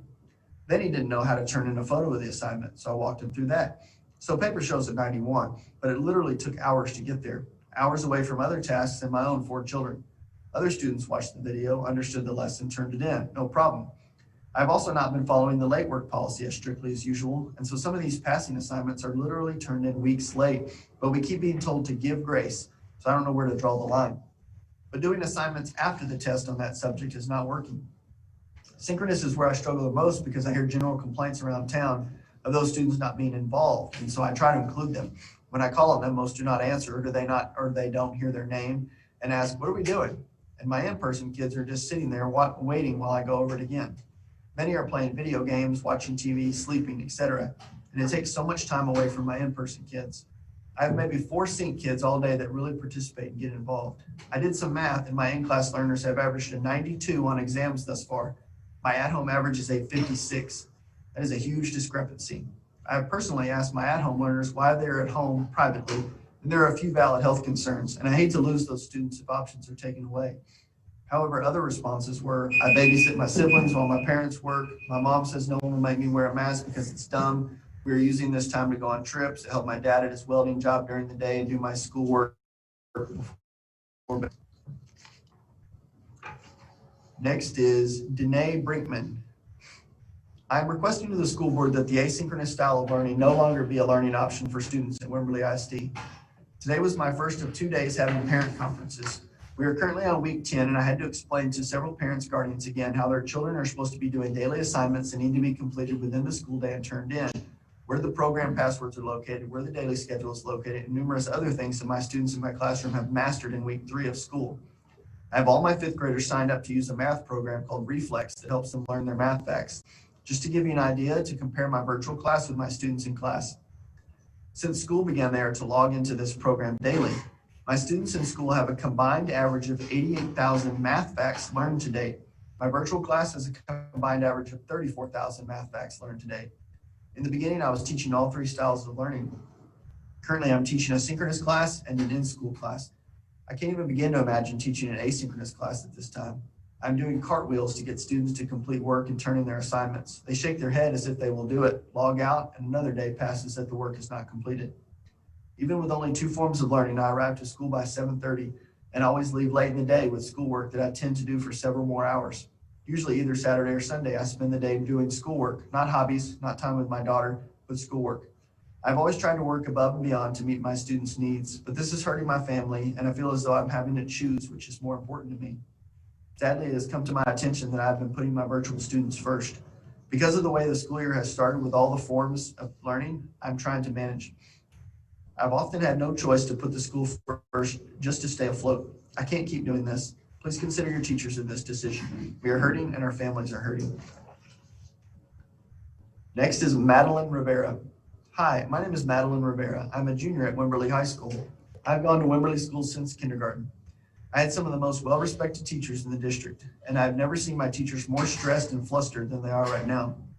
They work hard every day, in and out, every day in and day out, in order to give me the best education possible. With students that see remote learning as an easy way out and not turning in work on time, it is causing teachers to take time away from lecturing their in-person classes. Teachers are dividing up their time between 20 kids in class and a computer screen with another 20 students. Seeing my teachers in a stressful state almost every day is super disheartening as a student, and I wish that things could go back to the way it used to be. But I know that is far from the reality of what is going on today.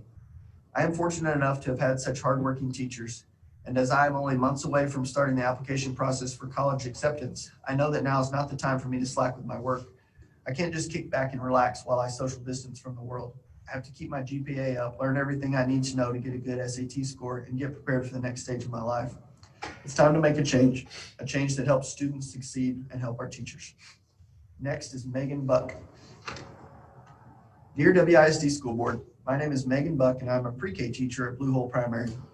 I'm currently teaching both face-to-face students and our asynchronous students. I feel like I have 2 jobs that I have to fulfill in the time needed for one. Because of social distancing, I, along with all the other pre-K teachers, began receiving students in our classroom at 7:15 every morning. I have a short 30-minute lunch, which is often spent in my classroom, helping my assistant with lunch duty, and an 80-minute conference period that is primarily used to clean up after eating lunch in the classroom, set up for nap, and answer emails. I consistently eat lunch at my desk while working. I often stay at school until 5 p.m. setting up for the next day and planning for the following week. Even though my work is usually not finished at that time, I have to dedicate some time to my own children. I regularly welcome new students to my class. Today there were 4. And I feel like I'm reliving the first day of school over and over again. Keep in mind that my students are 4 and 5 years old. Each time new students arrive, the day is spent going over rules, routines, and procedures, which doesn't leave much room for teaching content. My team has really rallied and we have become so good at planning, but it still leaves me to pack packets and maintain our grade level website for our asynchronous students. I'm stretched to the breaking point. I've started dreading going to work, which breaks my heart because I love my job and the students, families, and community I serve. What makes it even worse is not feeling supported by my school board or community. My heart goes out to all the junior high and high school teachers tasked with the impossible job of teaching on 3 platforms. I don't know how they get through the day. The current model followed by WISD for teaching is not sustainable and is burning out our best educators. Thank you for your time, Megan Buck. Next is Brent Warren. Dear board members and Mr. York, thank you for the opportunity to speak. As a teacher at WHS, I'd like to share my perspective on asynchronous learning. And though I cannot speak for everyone on my campus, I know that many share the same feelings as I do. Asynchronous learning takes up an inordinate amount of time for several reasons. First, there's the constant barrage of emails from students and parents, often with questions to which I have already provided answers on Google Classroom, but they apparently have not read. Second, I spend a great amount of time trying to contact students or parents via email or through messages in Google Classroom about missing assignments or tests that they have not taken at the testing center. And more often than not, I never hear back from the students. Third, there's the daily modifying and posting of lessons and videos, particularly those involving class discussions, so that asynchronous students have access to the same level of instruction as in-person and synchronous learners. Fourth, attendance has to be taken not once, but twice after checking to see if asynchronous learners checked in for the day. Fifth, and finally, I spend several hours outside the school day to provide makeup sessions for asynchronous learners. For example, this evening, I will be holding a makeup session between 5 to 7 p.m. via GoGuardian that many do not bother to attend or are unaware of because they've not bothered to check announcements in Google Classroom. Perhaps if my efforts seem beneficial, I would not feel as I do. However, that's not generally the case, and I feel like that most of my effort is in vain when I look at the high failure and low attendance rates of my asynchronous learners. I'm asking you to please think about the teachers and help us by removing asynchronous learning as an option. Thank you for your time. Next is Cheryl Latchford. Dear members of the WISD School Board, you're going to hear from teachers expressing their concerns regarding asynchronous learning and the excessive time/effort this mode of teaching requires from them. And they are 100% correct. But I'd like to approach this dilemma from a different point of view, the decline of quality education for some of our students. Please don't misunderstand that comment. The WISD teachers and staff have always delivered a quality education to our students and are continuing to do so. It's the lack of participation from the children that hinders their educational development. Too many of our precious students who learn asynchronously are not getting the quality education they need and deserve because they do not participate in the online assignments. Many of our at-home learners have checked out our district Chromebooks, and GoGuardian shows us that they're using these devices for games more often than learning. One JWE student had not logged into her Google Classroom once in the first 6 weeks of school, but GoGuardian had documented hours of daily online gaming. The school had attempted to contact the young student's mother multiple times without success. Finally, a meeting with an uncle was arranged and learning was finally set in motion. However, 6+ weeks of learning were lost for that student. This was not surprising since I saw the same behavior from my students last spring. Many of my children and their parents started their summer vacation in March. My students did not do much learning over those 3 months, even though I worked 6 days a week, often 12+ hours a day, trying to get my children to participate and learn. Once word was out that no one would fail and 70 would be the lowest grade given, most of my children checked out. Only 2 out of 41 students ever joined me in my office hour sessions, and one special education student never picked up his learning packets, replied to my emails, or answered the phone when I called to express concern. He lost so much ground in regard to his education. These are just a few examples of why some children don't learn well at home. They are not developmentally ready for the responsibility, and parents don't have the time or experience to ensure their children are learning well. And I'm seeing the effects of those lost 3 months on my children this year. All but 3 of my students walked into my classroom reading below 4th grade level according to 2 of our assessment programs. I've also seen more behavior concerns. Their ability to stay focused in the class seems to be more of a challenge this year. I've spent 5 to 6 weeks reteaching my students how to behave in the class and how to be respectful to each other. I feel they've lost so much because they stayed home for 5+ months. These children's well-being is another concern. I have one student whose parent chose asynchronous learning this year because the son could not get out of bed in time for school. He rarely attended his SPED classes or produced any work. Sadly, about 5 weeks into our school year, CPS removed him from his parents' care. Teachers are often the first to recognize abuse or neglect of a child. If our babies don't come to school, this is harder to detect. Please consider removing asynchronous learning from the WISD curriculum. I believe this option of learning is being abused by students and parents at the expense of their child's education and our teachers' sanity. There are exceptions, of course. Those with true health concerns should be given this option. However, in most situations, this is a Pandora's box that we may not be able to close if we allow it to remain open much longer. Sincerely, Cheryl Latchford, 4th grade teacher, JW. Next is Jonna Dennis. Dear WISD school board members, my name is Jonna Dennis and I'm a 2nd grade asynchronous teacher at Blue Hole Primary School. This is my 28th year as a teacher, and I am proud to say that all 28 of those years have been here in Wimberley. Currently, we are living in uncertain times. The last 7 months have been somewhat unbelievable. If someone had told me back in March that I would have a face mask collection in my closet before the summer was over, I might have laughed out loud. When Mr. York introduced all of us to the terms synchronous and asynchronous, we had no idea how this would look. Now that we have 10 weeks under our belts in the educational world of COVID, we know how it looks, we know what works, and we know what doesn't work. We have figured out ways for the students to be successful, and we have figured out what is causing frustration, stress, and anxiety for the teachers. We are asking you to allow our staff to be more successful and do what they are good at doing. This can be done by eliminating asynchronous learning through 3rd through 12th grade. I am the async teacher in 2nd grade. I'm constantly planning videos, making videos, answering emails, planning lessons, making packets, grading packets, and more. I come to Blue Hole at 7:15 a.m. and I stay until 5:30 or 6 on 4 days a week. I would stay late on Thursdays, but I have to go to PT. When I get home, I reintroduce myself to my dog, fix supper, and then spend 2+ hours making videos, answering emails, or grading packets. On the weekends, I go up to Blue Hole either on Saturday or Sunday to make videos. I usually spend 4 or 5 hours trying to get them all done before the next week begins. I'm managing to get this done because this is the only style of teaching I'm required to do. I do not know how the teachers who are teaching in 2 or all 3 styles are managing it. How can we expect them to be successful when they are spread so thin? How do they get up each morning and go to work knowing that they aren't going to do all 3 styles of learning successfully? The WISD staff is asking for your help.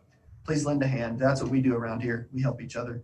We lighten the load when we can. You have that opportunity. Please step up.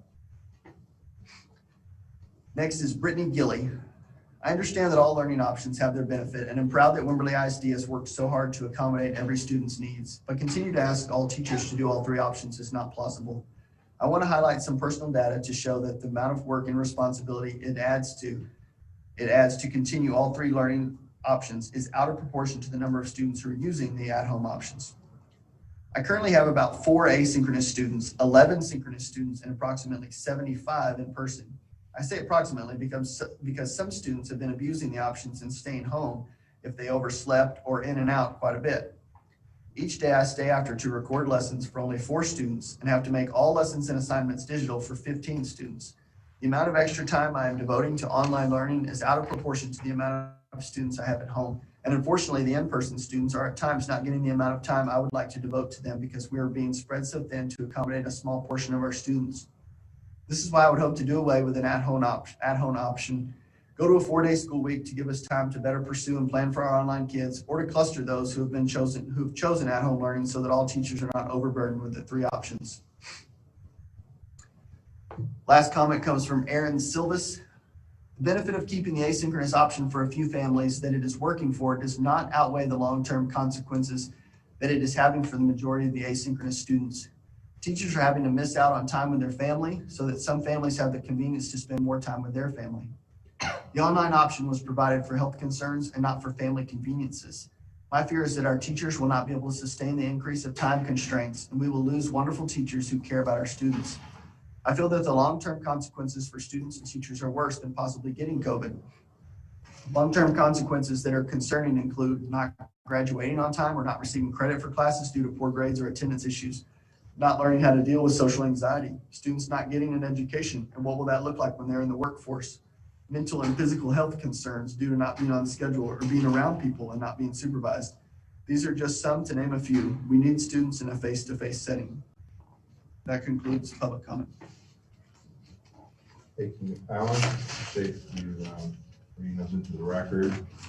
At this time, we're going to take a 5-minute recess.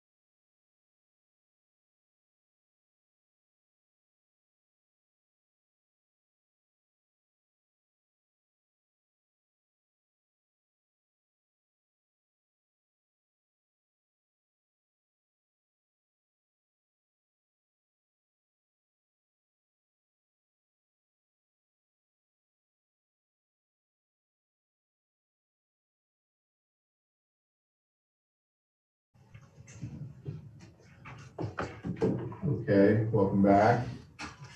This time we're going to take up item number 1 on our agenda, which is the presentation and proposal and possible action regarding the elimination of asynchronous instruction delivery.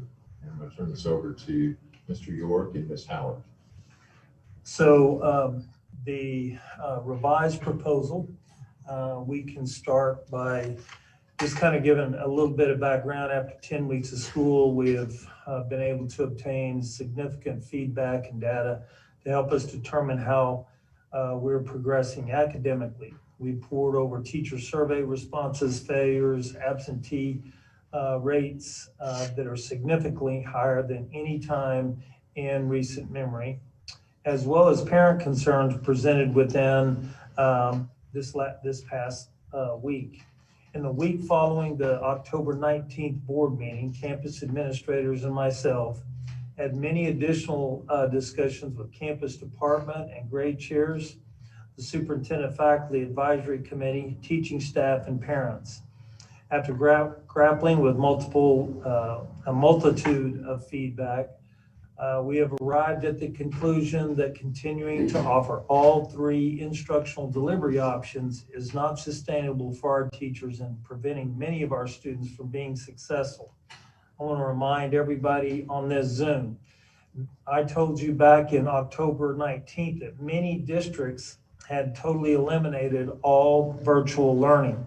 Since then, many more, and it's almost on a daily occurrence in Tacit Daily, it's being reported that districts, many our size and larger, are totally eliminating all virtual learning. However, we here at Wimberley ISD are not willing to eliminate all remote learning options, and especially for those with health concerns. So we want to make this as successful as possible. So the administration is proposing that we discontinue the asynchronous learning option at Wimberley High School, Danforth, and Jacobs Well following the conclusion of the Thanksgiving holiday, which is November 30th. All of our asynchronous students on these campuses will be given the option to continue learning from home synchronously or return to on-campus learning. We encourage the asynchronous parents, those who have been successful, to choose one of these options. And please be mindful, what we have done is here are the exceptions for our asynchronous learners to have a meeting with our administrators to consider other remote options, not asynchronous, but another remote option. First of all, documented health concerns for a student or an immediate family member in the same household under care of a physician. Internet issues that cannot be resolved by WISD internet hotspots at Scudder. We have 50 hotspots available. They're set up in classrooms, 8 to 10 seats per classroom, and will be monitored by an aide. Extenuating circumstances not addressed in this document. WISD acknowledges that there are success stories in the asynchronous learning option with some students and family. We appreciate their focus on remaining successful academically during these stressful times. During the transition to synchronous learning, we will continue to work with you to find the model that allows you to remain academically successful.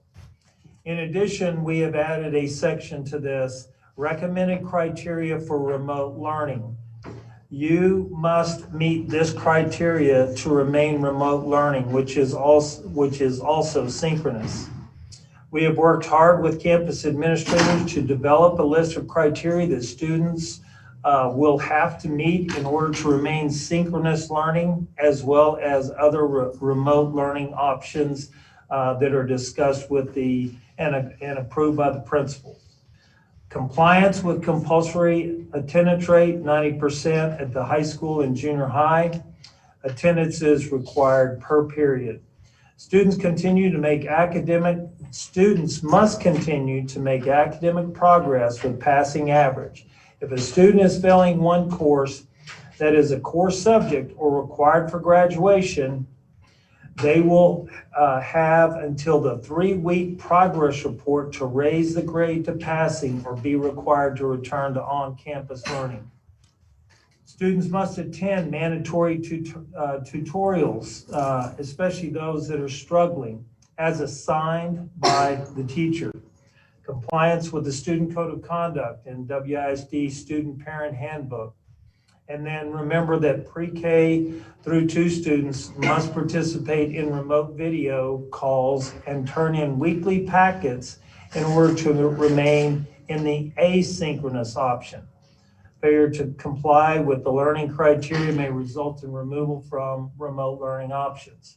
For students with disability, any concerns related with this learning criteria that involves disability-related needs will require a review of their service plan, IEP, in coordination with the relevant ARD and 504 committees. And the bottom line is we must take care of our staff so that we can take care of our students. We must make sure that our students and teachers are provided the best opportunity to meet the high academic expectations, standards of the Wimberley community. Eliminating the asynchronous method is a good step in showing our teachers we're listening and offering a proactive measure to give our students the best opportunity for success. Mr. President, Yes. I'd like to make a motion that we approve what Mr. York just stated in this recommendation to the board. Got a motion, do we have a second? I'll second. Got a motion and a second, discussion? Yeah, I have a little discussion, a couple questions to ask. Can you hear me? Yes, barely. Can we turn her up a little bit? Barely. Let me see. Better if I just talk like this? Yeah, that's There we good. go. Okay.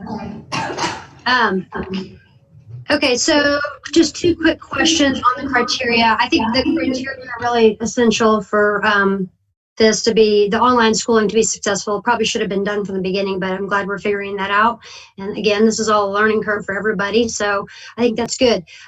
One would be, why are we if we're going to say if someone is failing a class, whether it's any class, why is it only the core courses that we're wondering about for failing? I mean, shouldn't we require kids to come back if they're failing any subject? That's one question, and y'all probably have an answer for that. And then 2 is, we have kind of a bullet here for pre-K through 2 in terms of turning in their assignments and the packets, and because they're kind of in a unique situation. And from a lot of the teachers that I heard from tonight and online via email and through all your videos, and thank you all for submitting all those good comments. A lot of the Jacobs Well teachers had issues with having to track down assignments. And so maybe we could add something about making sure that kids in those grade levels are completing their assignments on time. So that, that's again, as a requirement to remain online, that you would need to do that so that the teachers don't have to spend all that extra time tracking those things down. So those are my 2 questions. So I can add to bullet 2 with no problem. Students continue to make academic progress with passing average. Let me stop there. We considered it's 75, 70. What is that? Well, some of our students that maybe came back to class and who are really struggling, maybe they're only making 60s, but once they got back into class are making progress according to the teacher. In other words, they're getting back to where they were. So we didn't want to put a grade level on that. If a student is failing one class that is a core subject, that really is mainly based on junior high, high school. So I could add another bullet that specifically addresses Jacobs Well, because I know how much they're struggling to get lessons in. I know how much pre-K through 2 is struggling. So I will add an additional bullet to that. Well, I mean, in my understanding, Lori, one moment on that. Could we maybe hear from the administrator at Jacobs Well on this point? really that second bullet takes care of it, because if they're not making academic progress, if they're not turning their assignments in, they're not going to make academic progress and they're going to start failing. The first 9 weeks, we were very generous and we did 70s for missing assignments, especially the first 4 weeks until we got a grading policy in place. But now they're going to be 50s. And if they have 4 or 5 assignments that are 50s, they're not going to pass.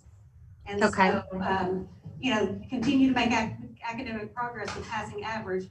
And one or more core subject, I mean, that's us also. It's not required for graduation, sort of. They can't go to the next grade level if they're not passing. But the core subjects also, that's us. So do you think that you know, would help you out?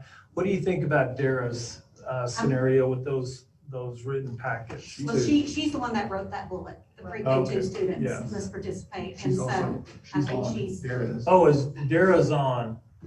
So if Dara's on, That's, I mean, I agree. I think that's fine, Susanna. I just wanted to be clear that I didn't realize, I thought I had heard that maybe there weren't as many grades in the grade book at Jacob's Well, and so the assignment turning in might be a key thing. But if that's gonna change and grades are really gonna be there and there's enough grades by the 3-week period, then I think you're right. I think it's covered.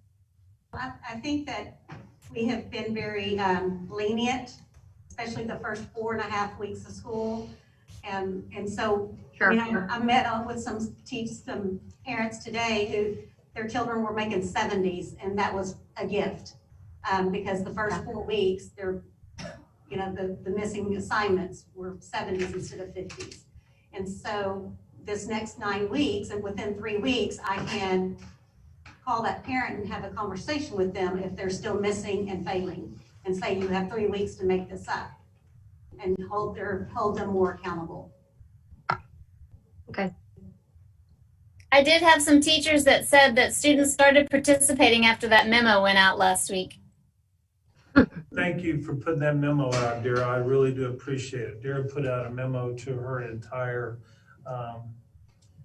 her faculty and staff, but it went to the parents. And so I'm glad to hear that, Dara. My concern is that some of them, you know, are falling so far behind that are not participating, and a lot of them that are getting intervention aren't participating in the intervention required Zooms. And so if they were in person, we would make sure that they got that required intervention, but those that are at home and not Zooming in, I mean, we just can't, we can't make them do it. Yeah.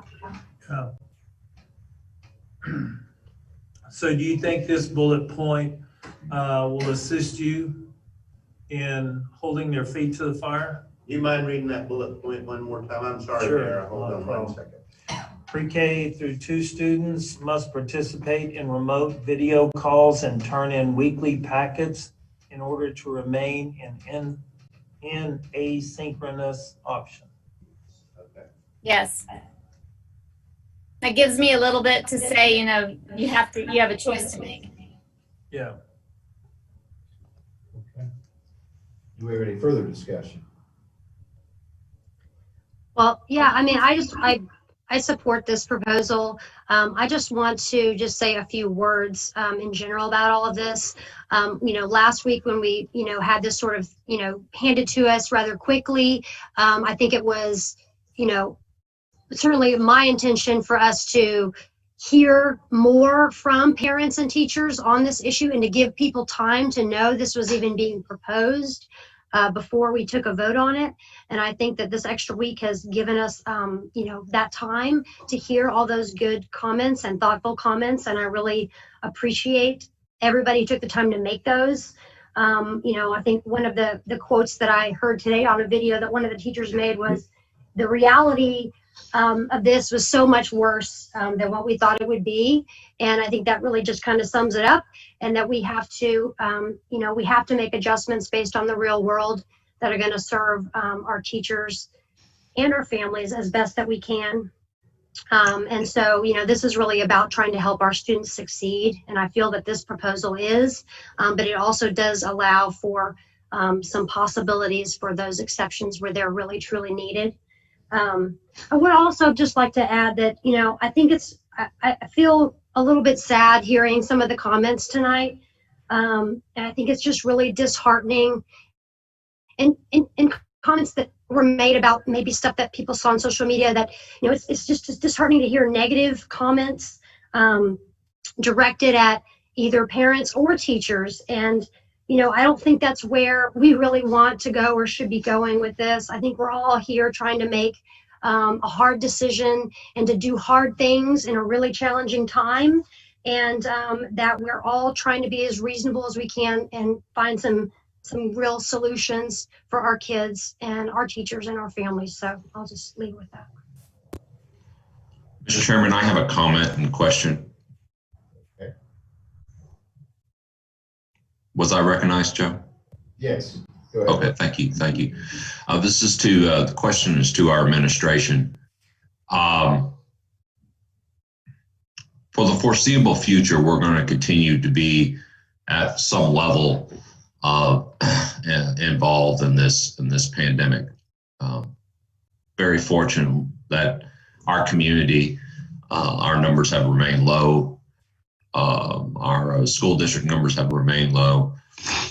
But it is our inherent reality that we will be in this circumstance in all likelihood, at least through the rest of the school year. I wanted to ask our administration if they are committed to continuing to maintain at the highest level possible and to continue to improve virtual options in the Wimberley School District.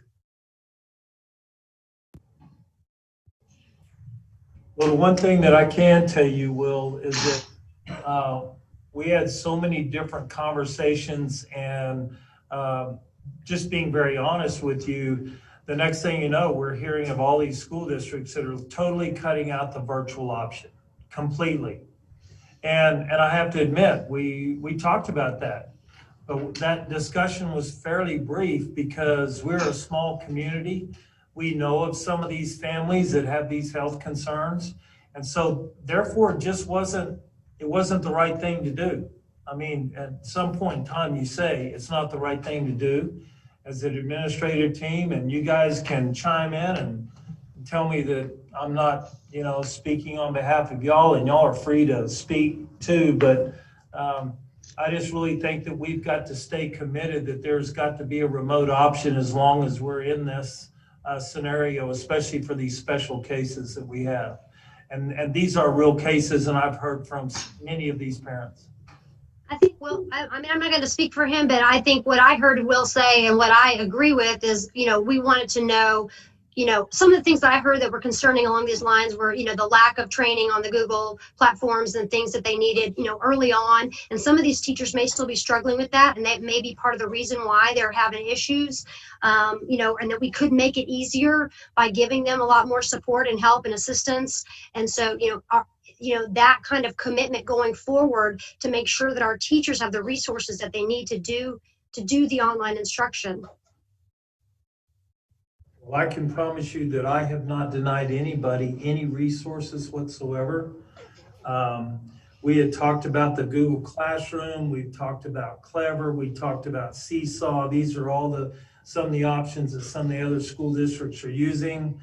Zoom seemed to be something that we couldn't continue to use because of the issues that I'm sure you're aware of. And so all of this came down also to the fact that on July 28th or 29th, TEA finally came up with, this is what it should look like. And so, we got started immediately, and we expressed our teachers that if you need any training whatsoever, that we were very willing to provide it. One thing that we're finding too is that in each different core subject, in each different grade level, there are certain things that just a generic training does not address. And so I think as long, I don't know. That's very true. Principles. It's baptism by fire. And so we had a training before school started. Baptism by fire. Every day is new, every year is new. And you learn every single day, every single moment. And I don't think there's been a moment in time that anyone at my school or anyone sitting in this room has not been committed We've been overly committed. And so, yeah, we're committed. We're committed every single day, every single minute. Yes, I understand that. I was asking specifically about virtual learning, and I want to add as just an observer, a lot of the busy work that teachers wrote about and expressed to us, and like following up on attendance, seems like we could have the resources to have other people following up on those things and let teachers focus on teaching instead of tracking down kids and parents looking for whether they attended or not. Just one observation. But I think it's important that we stay dedicated to the virtual program. We don't know what's going to happen into the future. And we very well could be in a whole different circumstance 2 months from now, where I believe if we let our virtual options dissolve, that we will be in a circumstance that we cannot manage and handle if our public health issues were to accelerate and get worse. So I want us to maintain those to the best of our ability, put a full faith effort. I appreciate what our teachers and staff are doing, what everybody is going through in our community, our state, our country. So I just wanted to hear that we were continued to be committed to it, continue to look for ways to improve it, and prepare for the worst and hope for the best. Thank you. Call for questions, Mr. President. We have a motion and a second on the table. Anna, address what was just stated. I was just going to without say, any- it's the law that says the teacher of record has to take attendance and maintain their grade book. No one else can do that for them. That is the NTEA guidelines, and in the law, we are the only ones. The teacher of record has to do that. We've talked ad nauseum about trying to find a way to relieve that pressure, and it comes down to if our teachers don't do it, we don't get the funding. They are responsible for that. Thank you, Ms. Thomas, for that clarification. I just really appreciate all the effort that's gone into developing this very thoughtful approach to extremely challenging issue. As always, I remain so proud of our administrators and teachers, and everybody involved in WISD education. As a parent of 3 kids, I'm just really proud that we've taken the approach we have, and it's been so thoughtful. And I know we're going to continue to have challenges. We're going to continue to have to evolve. I don't see anything in this proposal that would be a shift away from trying to meet people where they're at, and I appreciate that as well. We've got a motion and a second. We've had some discussion. Are we ready for a vote? Okay, all in favor, raise your right hand. We got 3 in the room yes and 3 virtual yes. Motion passes. The next item on our agenda here, which is our resolution adopting a one-time employee work overload stipend for instructional and campus/department leadership employees through the 2020-2021 school year. Our presenter is Mr. York. Do you think it is, I should read the resolution or just get to the bottom line of it? We've got to pass it first before we can do a resolution. Correct. Yeah. We've got to approve it first. So it's, right, I guess I would be entertaining a motion to approve the resolution. So moved. Second. I've got a motion by Ken and a second by Rob. Any discussion? So what is the motion? There's a motion to approve the resolution. I have a spreadsheet with numbers. What resolution are you talking about? He didn't send the resolution to the rest of the board Oh. that day, so Yeah, I can read it. that's fine. Well, that would be helpful. Rachel will read it into the record for us. Can y'all hear me? Yes. Yes. You didn't attach it, only to me and Joe. Okay. Okay, we'll read it. Is this good? Can everybody hear? Yes. Okay, resolution adopting a one-time employee work overload stipend for instructional and campus/department leadership employees through the 2020-2021 school year. Whereas the Wimberley Independent School District wishes to compensate teachers, campus leadership and counseling, nursing, and department directors exempt from FLSA overtime regulations for additional duties performed as a result of work overload beyond contractual workload due to pandemic, and whereas the district would like to provide these employees with a one-time work overload stipend this school year, which will be paid on December 15th, 2020 to said employees who have been employed by the district and remain employed through the conclusion of the 2021 school year, and whereas the district shall be reimbursed by any employee who receives this one-time employee work overload stipend if the employee does not remain employed by the district, either voluntary or involuntary, through the conclusion of the 2020-2021 school year. Now therefore be it resolved by the Board of Trustees of Wimberley Independent School District that the district issue a one-time employee work overload stipend in the amount of $500. The one-time work overload stipend will be payable on December 15th, 2020 to teachers, campus leadership and counseling, nursing, and department directors exempt from FLSA overtime regulations who have been employed by the district and remain employed through the conclusion of the 2021 school year. So ordered this 26th day of October, 2020.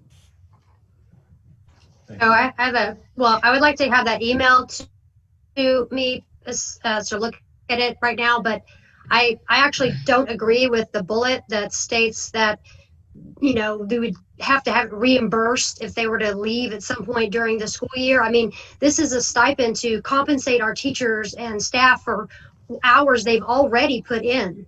So I don't believe that that should be in there. I think they deserve this. I think, frankly, it should be double, but I certainly don't think that that should be something that could be asked for to give back. So I'll make a motion to approve the resolution as read. I think we already had a motion and a second on that. already. Will, Okay, sorry. probably didn't hear, that's okay. We have a motion and a second. We've had some discussion. Any further discussion on this?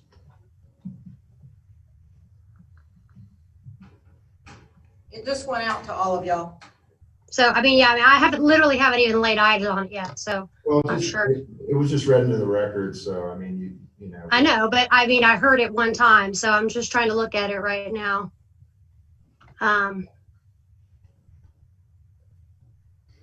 Yeah, I mean, I would like to offer a friendly amendment to the motion to remove the third whereas clause.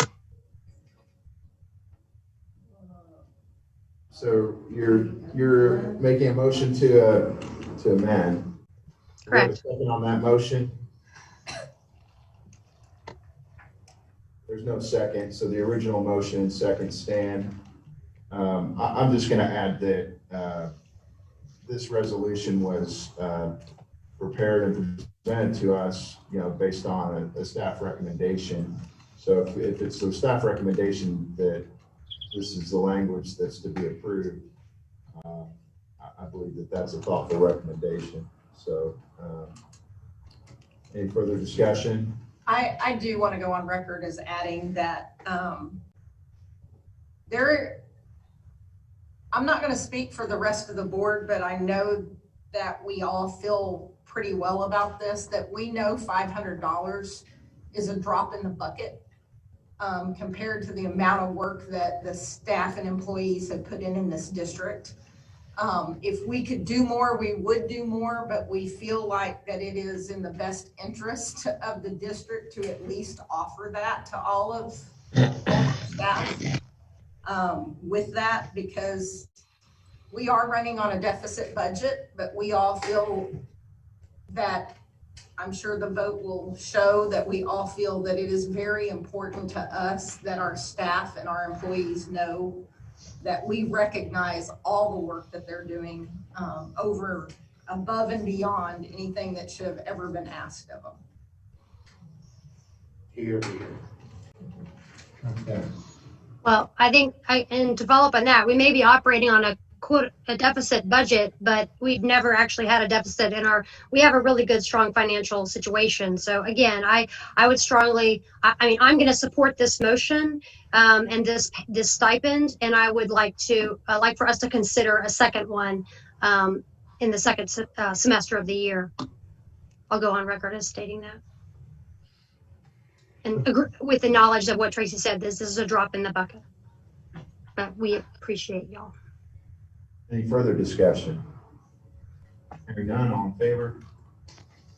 Looks like that's unanimous. Okay, Motion to adjourn. we're adjourned. Thank you all. Thank you. Thank you.